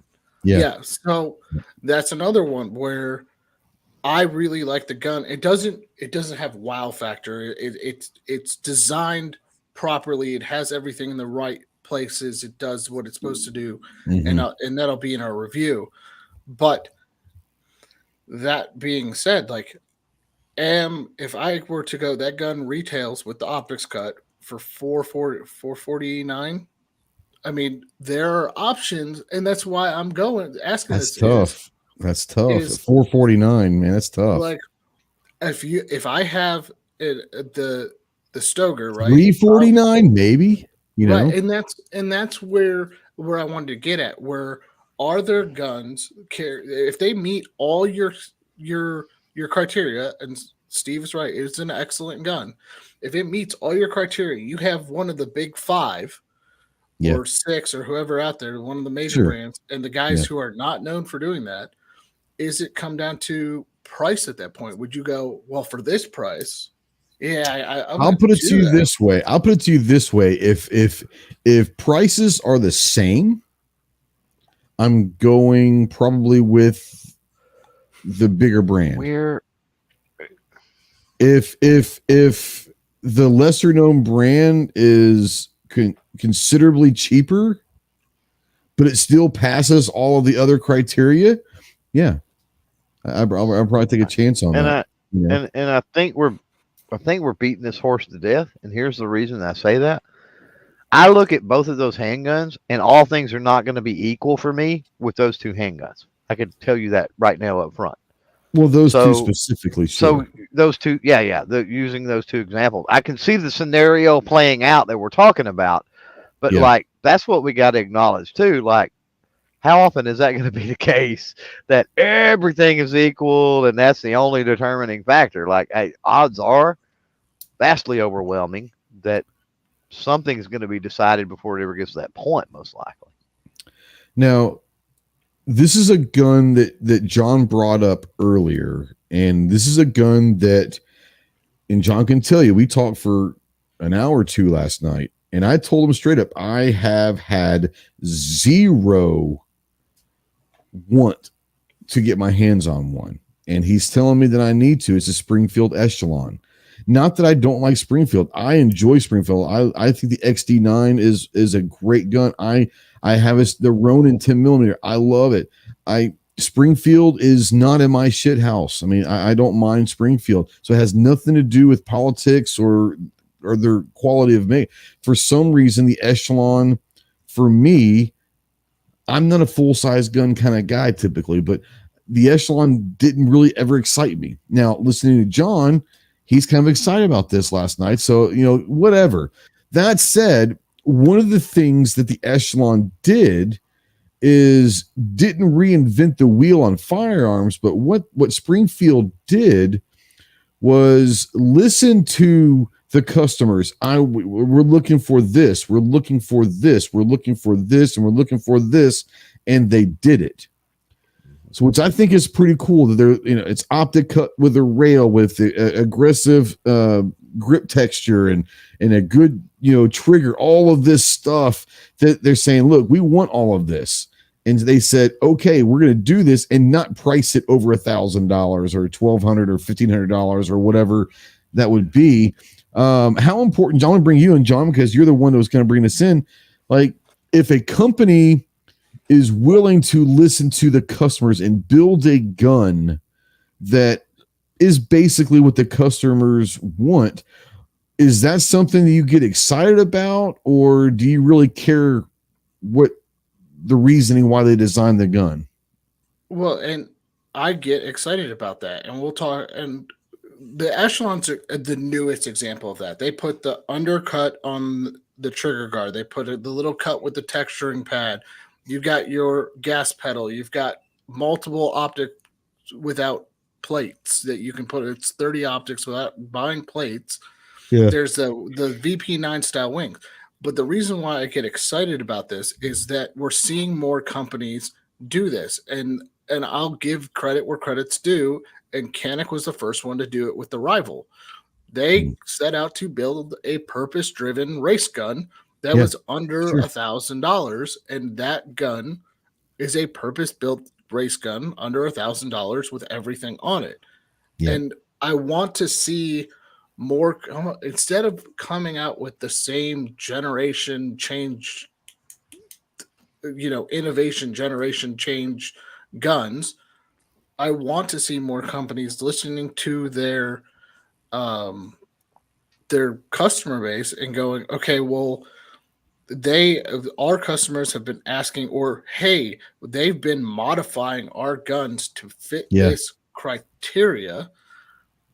And why are we not doing it from the factory? Because that, again, I feel bad because it's cutting out the customized Easter. But even then, there's a chance I'm going to go customize this and change it to something if I want. Yeah. But the big things, they went ahead and said, let's go ahead and do it. And like M. Gabriel says, Springfield did all in one swoop instead of 8 iterations, 8 gens, 8, hey, we got this model, this model, this model, this model. We're going to do it all in one, and here you go. So as much like I said, I respect the fact that they did that. Does it make me want to buy that gun again? I don't know. I don't know yet. But I respect the fact that they did that. Go ahead. It's intriguing because I've got one of the very first. Well, I mean, I'm sure a lot of them rolled out, but when the XD9s hit, within a month of them shipping, you know what I mean, or something, I had one. So I've got literally one of the very first, and it's one of those we talked about earlier that I shoot very, very, very, very well.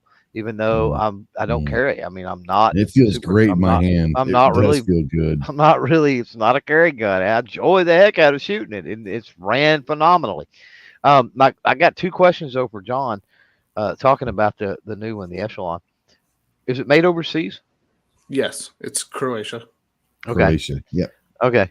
And then did they do away with the grip zone? Because I really loved the grip zone. I didn't know how to hold it at first because it didn't say that, but they did go away with the grip zone. But you were able to figure it out. You were able to figure it out without. Okay, cool. I feel a little better then because people can have a hard time without knowing where the grip is without that on there. Yes, I get that for sure. Go ahead. I feel like there is not. I mean, we could all talk. We've all been in this long enough about innovation, this, innovation that. There's nothing more to innovate, unfortunately. There's going to be something at some point, but there's right now with the technology we have, instead of innovation, start doing what the customer's asking you to do. Come up with a modular handgun that can take interchangeable back straps, that has all the right cuts, that have the gas pedal, optics cut, everything. That's why I'm excited about this. If they just came out with a polymer frame gun with none of that done, I wouldn't be excited. It's just another iteration. But going in and going and not doing that, and I want to see more companies do that. I don't know if they're just scared to do it, but I want to see more companies go, "Hey, we are building this purpose-built carry gun or race gun or duty gun or whatever." You know what I'm saying? Yeah, I get that, 100%. Let me ask you this, and this might be our last question to go through as far as carry guns. By the way, great conversation out there in the live chat. If you're listening to this in podcast or watching this in replay, we invite you to come Tuesday nights at 7 Central. Be part of the live stream, the live chat, because it's been great conversation out there and all that. If you're interested, come join us live. It's really where the party's at. Chris, I'm going to start with you. I want to ask all three of you guys this. I'm going to throw Chris under the bus first. We've talked about the different accessories. We talked about how it feels. We talked about, is it comfortable? We talked about holsters. I'm going to throw one out there that doesn't get talked about a lot, but I think it means more to people than they think it does. How important is how a gun looks to you? Because people don't talk about that, but we talked about if a gun's ugly, do you even look at it? I think it's more important than people will admit. I don't know. We'll find out. What do you think about how it looks? Well, considering I have to put red on just about every gun I have, I guess I'm going to say. You do. If you look at the wall back there, you see red on everything. Yeah, looks for me are a deciding factor. Yeah. And I'm not just sitting here talking about the color scheme, but just how a gun design, how it looks. Is that important to you? Yeah. Yeah. There's some ugly ones out there. There are some ugly ones. Sometimes they're so ugly they're pretty. Let's be honest, though. Yeah, we've all had those guns. That is the ugliest gun, but damn, it's kind of good looking, you know. Clover, bring you in. How important? Once again, we're talking about for carry guns, but how important to you in general are the looks of the gun? A lot, man. Yeah. Like it's something you're gonna have. If you're doing what you're supposed to do, you're gonna be spending a lot of time with. Just like picking a mate for life, right?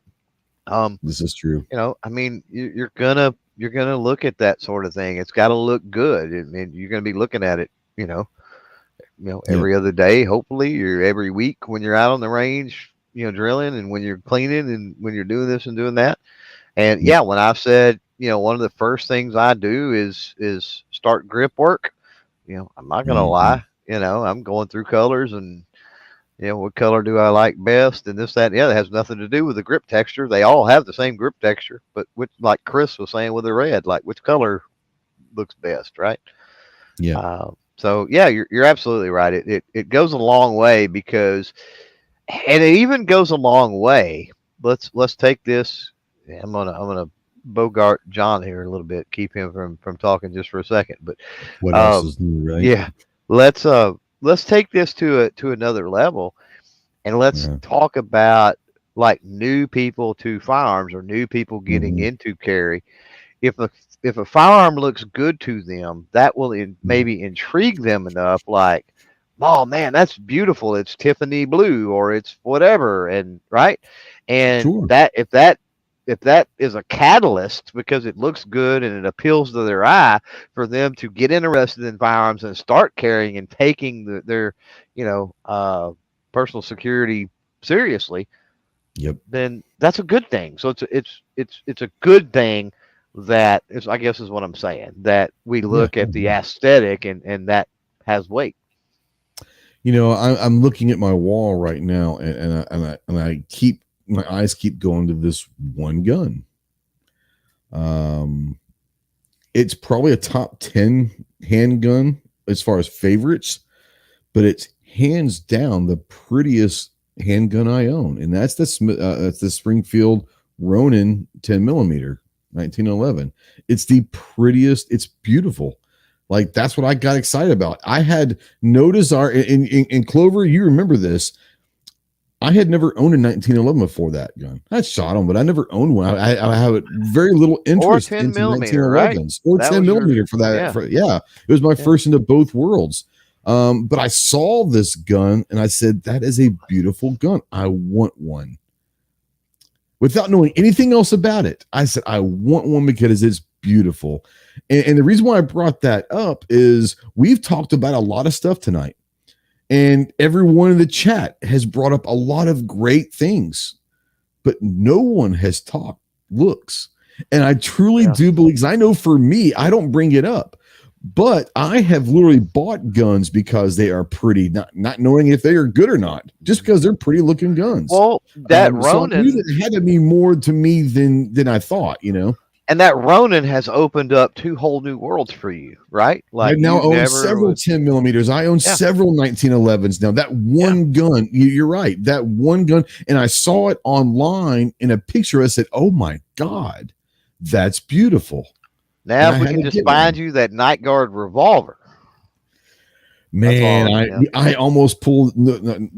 No pun intended, but I almost pulled the trigger on that. What was that, about 5 years ago? We were like 2 or 3 in the morning. Man, I almost pulled the trigger on that. If we could get you that one, and it was all about the looks, don't lie. But if we could, we looked at a lot that I thought was beautiful. But but that was the one that caught my eye. If we could have got you that, this would be revolver chat tonight. I don't think so. But no. But that's why I brought up aesthetic, because I think that aesthetics is something that in general gun owners don't talk about as being a criteria. But I think that if we were to be honest with ourselves, it's incredibly important to us. John, how important is aesthetics of a gun to you? And I'll say it this way: in a sea of black guns, you need to stand out. And if I'm looking through the case and something, that's a great point. That's a great something point. Looks good and catches my eye, there is a chance that I'm going to grab it. And Clover hit the nail on the head. And I hate saying that because it brings chills up my spine every time I say that. But think of the number of times that you've looked through a case or somebody new has come into a gun shop and they pick out the gaudiest, prettiest gun or brightest colored gun. I want the gold deagle, you know? Yeah. Or it's the lime green sky pistol, or it's there's a lot of companies who are coming out with these colors because it makes them stand out in the sea. Because if you're looking from afar, an M&P and a Glock almost not just colors, but cuts, right? Yeah, but cuts too. Yeah, we got to throw that in absolutely. the mix. Yeah, cuts and two-tone frames and things. You got to stand out. So from a distance, like I was saying, an M&P and a Glock almost look identical from a distance. If you're looking top down, almost identical. But as you look, like the Canics stand out, and that stands out, and the CZs stand out, and you're looking at them, and you're like, okay, cool. Like that stands out. That grabs my attention. I want it because it's cool looking. Yeah. Defense Dad brings up he might have won the chat. And it's as much as we joke about it, it's true.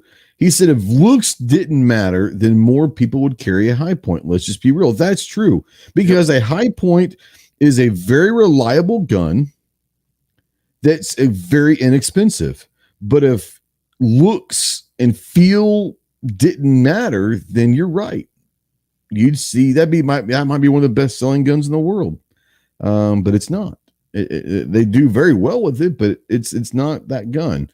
No, I think that you're right. I think that the biggest thing that we can do is be honest with ourselves and say, what's pretty to me isn't pretty to Chris or Clover or John. What I consider a pretty gun. But being honest with ourselves, saying maybe, let's be honest, maybe looks could be the most important. Because if a gun is ugly, are you even going to pick it up? Are you even going to care if it's reliable? Are you going to care if it's comfortable? Well, I don't know. I mean, I'm just throwing it out there. Are you giving more credence to my comfortable statement? I'm not giving credence to you. I would never give credence to anything that you say. But what I'm saying is like maybe inwardly we don't admit it, but maybe the looks of a gun I don't mind admitting are the most important. And I think we just need to become clean and admit it. If we like the way, I have no problem if somebody wants to spend thousands of dollars on a Korth simply because and of course is an amazing revolver. So bad example, but They're not even going to shoot it. They're going to put it on the wall. Now that's heresy to buy a Korth probably and not shoot it because And it's not a shoot it, phenomenal sure. shooting gun. But if they want to buy it and put it on the wall in a shadow box because it's gorgeous, I can't argue with that logic. It's Absolutely. gorgeous. And if you like the way it looks, do it. I can't agree more. Absolutely. What's up to drop it? Like it, Scott. Scott's out there. What's up, homie? He says, I'm considering one of the following: the Rival S, which is Canic, the Springfield Echelon, HK VP9, and the SIG DH3. What one would you guys suggest? So I've shot every one of those except the Echelon. I'm just going to tell you, just out of my personal preference, one of my favorite handguns in the world that I don't own is the VP9.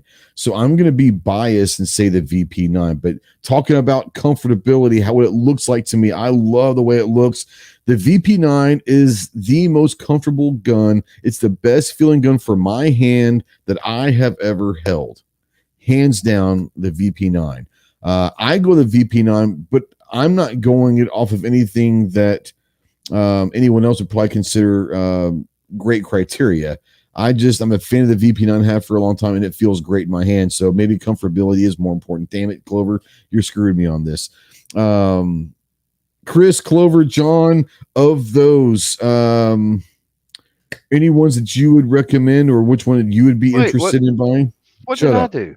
What did I do? No, I actually convinced myself that comfortability is very, very important to me, because I said the VP9 is the most comfortable gun I've ever felt in my life. So yeah, I was being pissed that I finally maybe had to realize that comfortability means more to me than I usually would say. No, anyways, do you guys have of any of those? Do you guys have a preference or a favorite of those?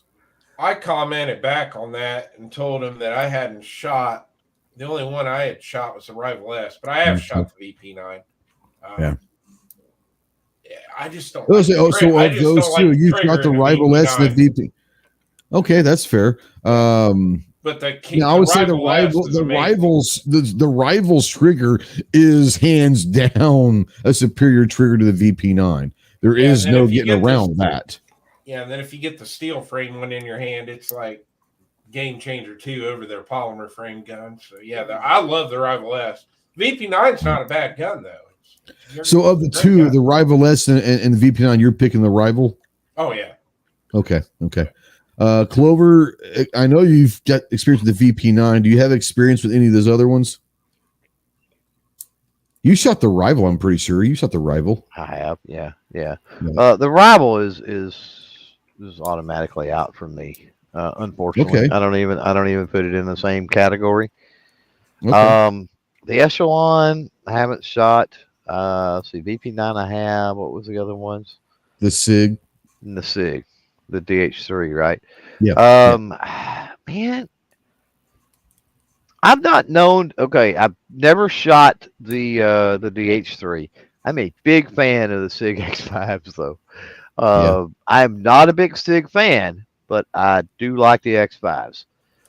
So that, and I'm not a big Springfield fan and haven't been for, even though I love my XD9, haven't been a fan of what they're doing. And while I'm across the board not a SIG guy, I think SIG's been doing some wonderful things. Right? I like the quality of SIG guns. They just don't feel, once again, God damn it, they don't feel good in my hand. Damn it. Yeah. You're killing me. The DH3, the DH3 probably would be what I think I would probably gravitate more toward at this point. Interesting. So I picked the VP9. Chris picks the Rival. Clover picks the SIG. John's the only one that's got experience with the Echelon.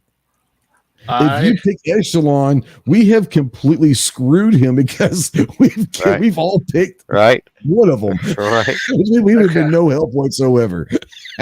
I saw that, John, by the way. So I have experience with 3 out of the 4. I think I actually have experience with 4 out of the 4, but I can't remember if the DH3 I actually shot or if it was the X5. It's a tough choice. You know what? Now you think that I might have shot the X5 instead. Yeah, so it's a really tough choice for me between the Rival S and the Echelon. And the Rival S is actually, if I am a steel frame guy, I like steel frame guns. I like the Echelon a lot, and I can't help but really like it because it's the new hotness that I've been testing. So I've been shooting it a lot. The triggers on the Echelon and the Rival are close in reset, but not in feel. That Rival trigger is a lot better. So I'm going to, depending on what your purpose is, if you want a polymer frame gun, go with the Echelon. If you want a steel frame gun, go with the Rival S. They're both great choices. It's a coin flip between the two. That is my input. You can take it for what it's worth, Scott. Or That's call me fair. later. So now, Scott, I'm going to throw you even for a bigger loop, because if you are looking for a good steel frame race gun, there's one that people forget to mention. It is the Walther Q5 matte steel. Please look at that. If you're looking for a full size steel frame gun, that Walther Q5 matte steel is unbelievable. I would just add, like, I don't necessarily think that you could go wrong with any of them, but no, I don't think you could either. Yeah, but maybe the Canic, and whatever you do, don't put a vortex on any of them, please. No. I don't think any of us have shot the DH3 yet, because it's like the newest variation of the. Okay, yeah. So it must have been it must have been it must have been. But I've shot X5s, and so yeah, I got to think it's similar. It's Sig's flavor of the month. Yeah. When you start saying, it's a nice looking gun, though. Yeah. Yeah, I think that it's the X5 that I probably shot.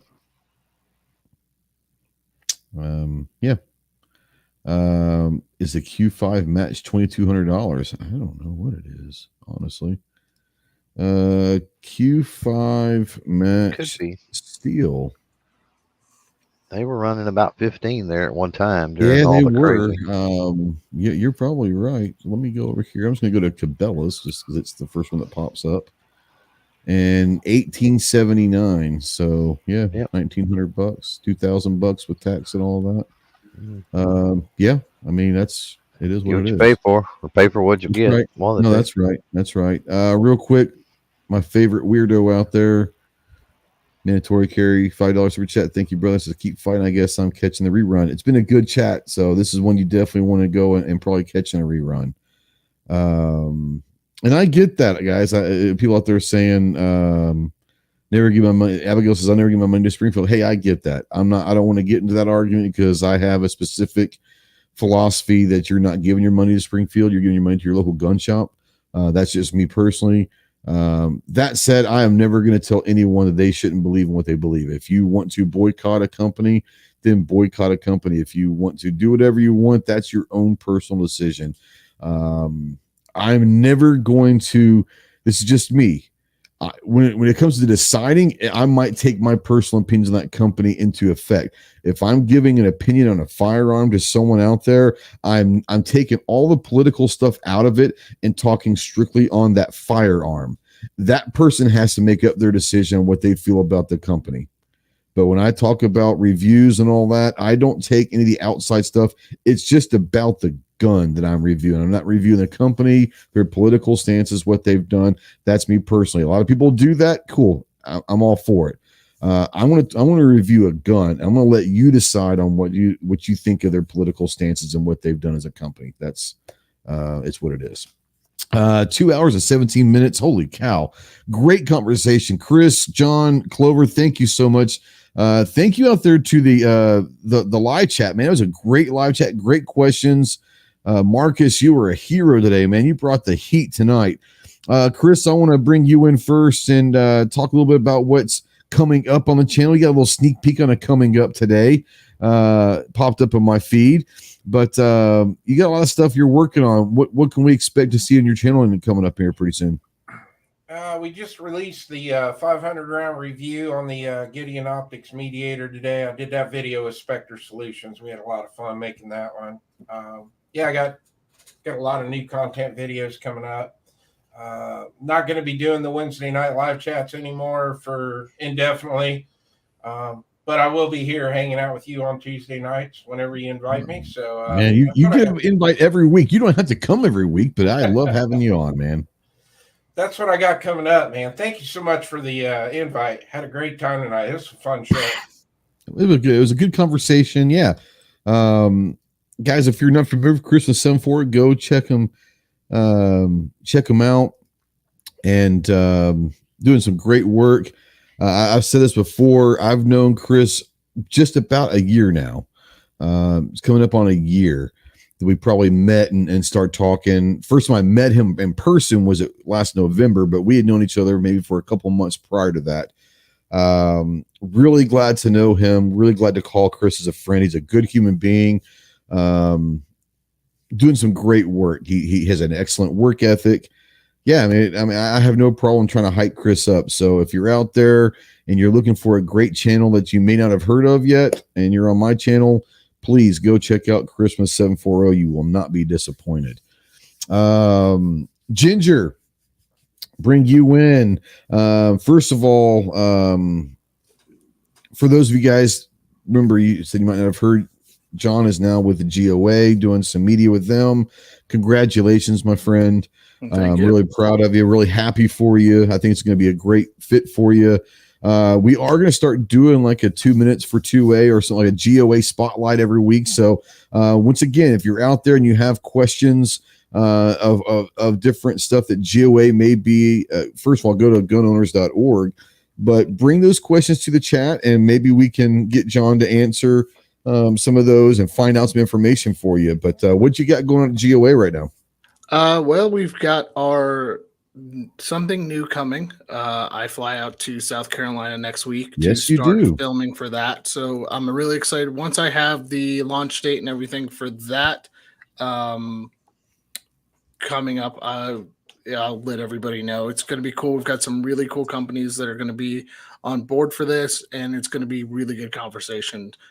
So that's coming up here soon on, bringing your questions. If it's state level stuff too, guys, make sure that you contact your local GOA branch or your state. And if you guys don't have a GOA state level director or anything like that, or you don't know who it is, become one and start pushing for that. So on personal side, I've got FLR fully loaded reviews. Our channel is going to be spun up real quick. We just filmed 4 videos over the weekend to get that caught up, so that way we have at least a month's worth of content. It's going to be 1 video a week to start out, just because Kurt and I both have a lot of time. So we've got some cool things. You guys saw some of this behind the scenes stuff of what we're reviewing, and I'm kind of excited for that to get spun up and started and get those all going. And then, as always, I support, Southeastern Guide Dogs is a nonprofit organization that gives guide dogs to veterans and stuff like that. So guidedogs.org for that one. Go support them if you can. Join a 2A advocacy group like the GOA and get involved. Absolutely. Yeah, that's going on. Miss Texas, what you got going on? I know. Do you have any slots available left for the podcast? I know that's coming up here probably in the next month to 6 weeks, that maybe even less than that. A few weeks. Well, let me just say first, shotguns rule. All other guns are drool. So just saying. You know what? That's a good question. So I've got some alternate spots still open. So I'm kind of waiting to see if those get filled. But I started out scheduling the season with 12 episodes, and we're at 14 now. So there's a potential of 16 episodes. And all the slots confirmed, except for 2 alternate spots that I've got, and I'm trying to fill those, quite honestly. I've reached out to a couple of guests that would be pretty amazing to get them on. Of course, there's some pretty amazing ones that are in the mix. So yeah, I can't remember the first Wednesday of September, I think. Let me go look at a calendar. Yeah, I think we're talking in a few weeks then. Yeah, the 6th of September. It'll be every Wednesday and Thursday, roughly. Weeks that we've got a show, TriggerCon and some things like that. Those weeks will be vacated. But typically Wednesday and Thursday we'll record those live. So, yeah, still trying to nail down the sponsors and do a lot of other things.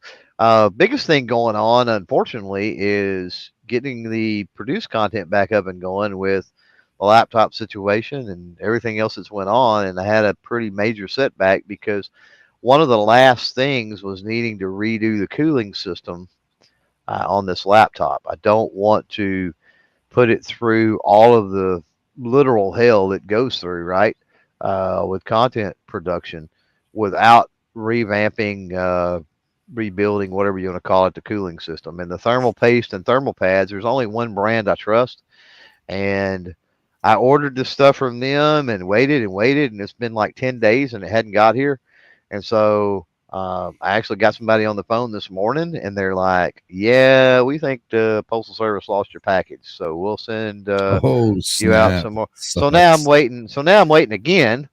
So I don't know how long that's going to take, and then I got to get that. But in the meantime, couple of things. Number one is Ghost and Clover this weekend on Sunday. Yeah, baby. So, right.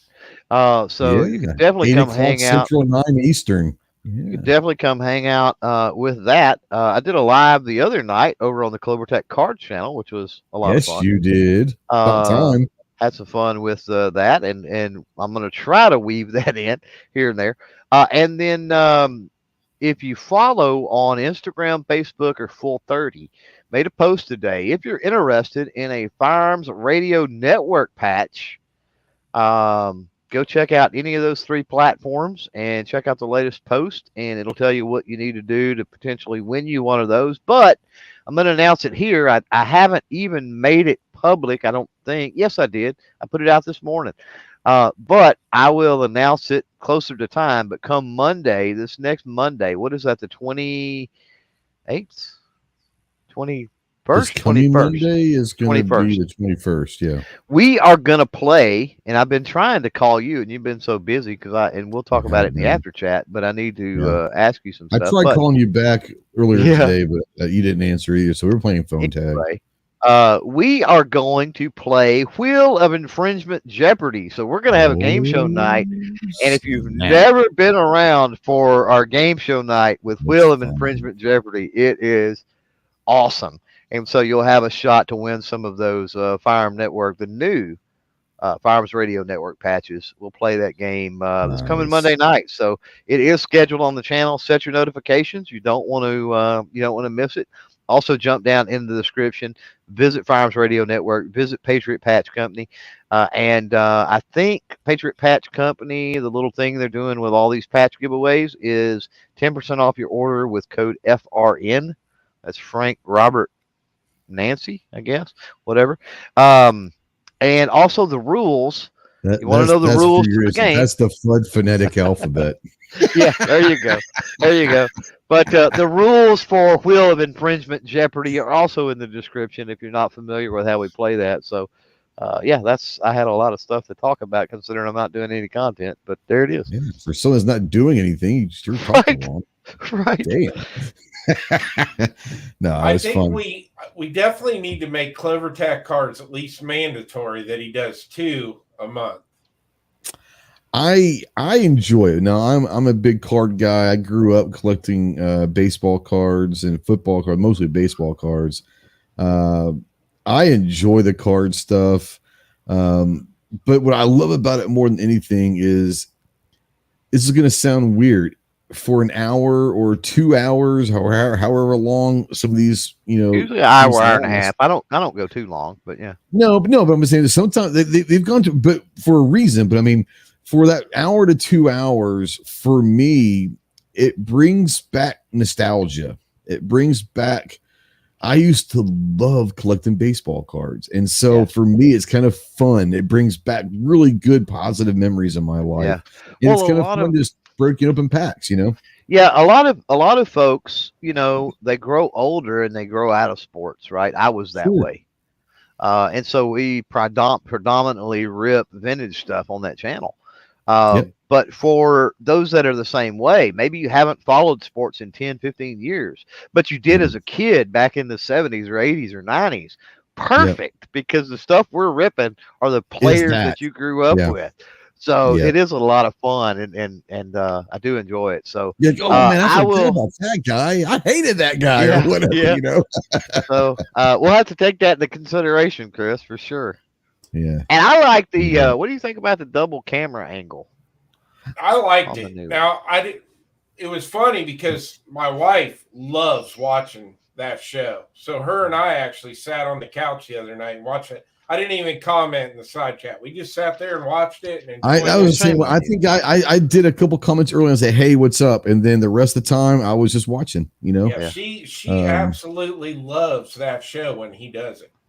Yeah, it's a fun one. It's a fun one. Like I said, well, that's what it's for. It's just really to have good fun. memories. Yeah, it brings back really good memories for me. You know, so it's all good. 2.5 hours, man, a little bit longer than I wanted to go, but hell, we had a great conversation. Thanks again to Chris and to Ginger and Clover for coming on. Go check out their channels. Go check out the GOA. Thank you for you guys for coming on. Great conversation. Thank you to the live crowd, the studio audience, if you will. This show is filmed in front of a live studio audience. Thank you for that. It was fantastic. Great conversation. Once again, if you're watching this in replay or listening to this in podcast form, come be a part of the live recording of this. It's really a really good time with the interaction with the audience and all that. We enjoy it. That's really what this is about. Is that. Big thing for me, guys, is thank you for supporting everything.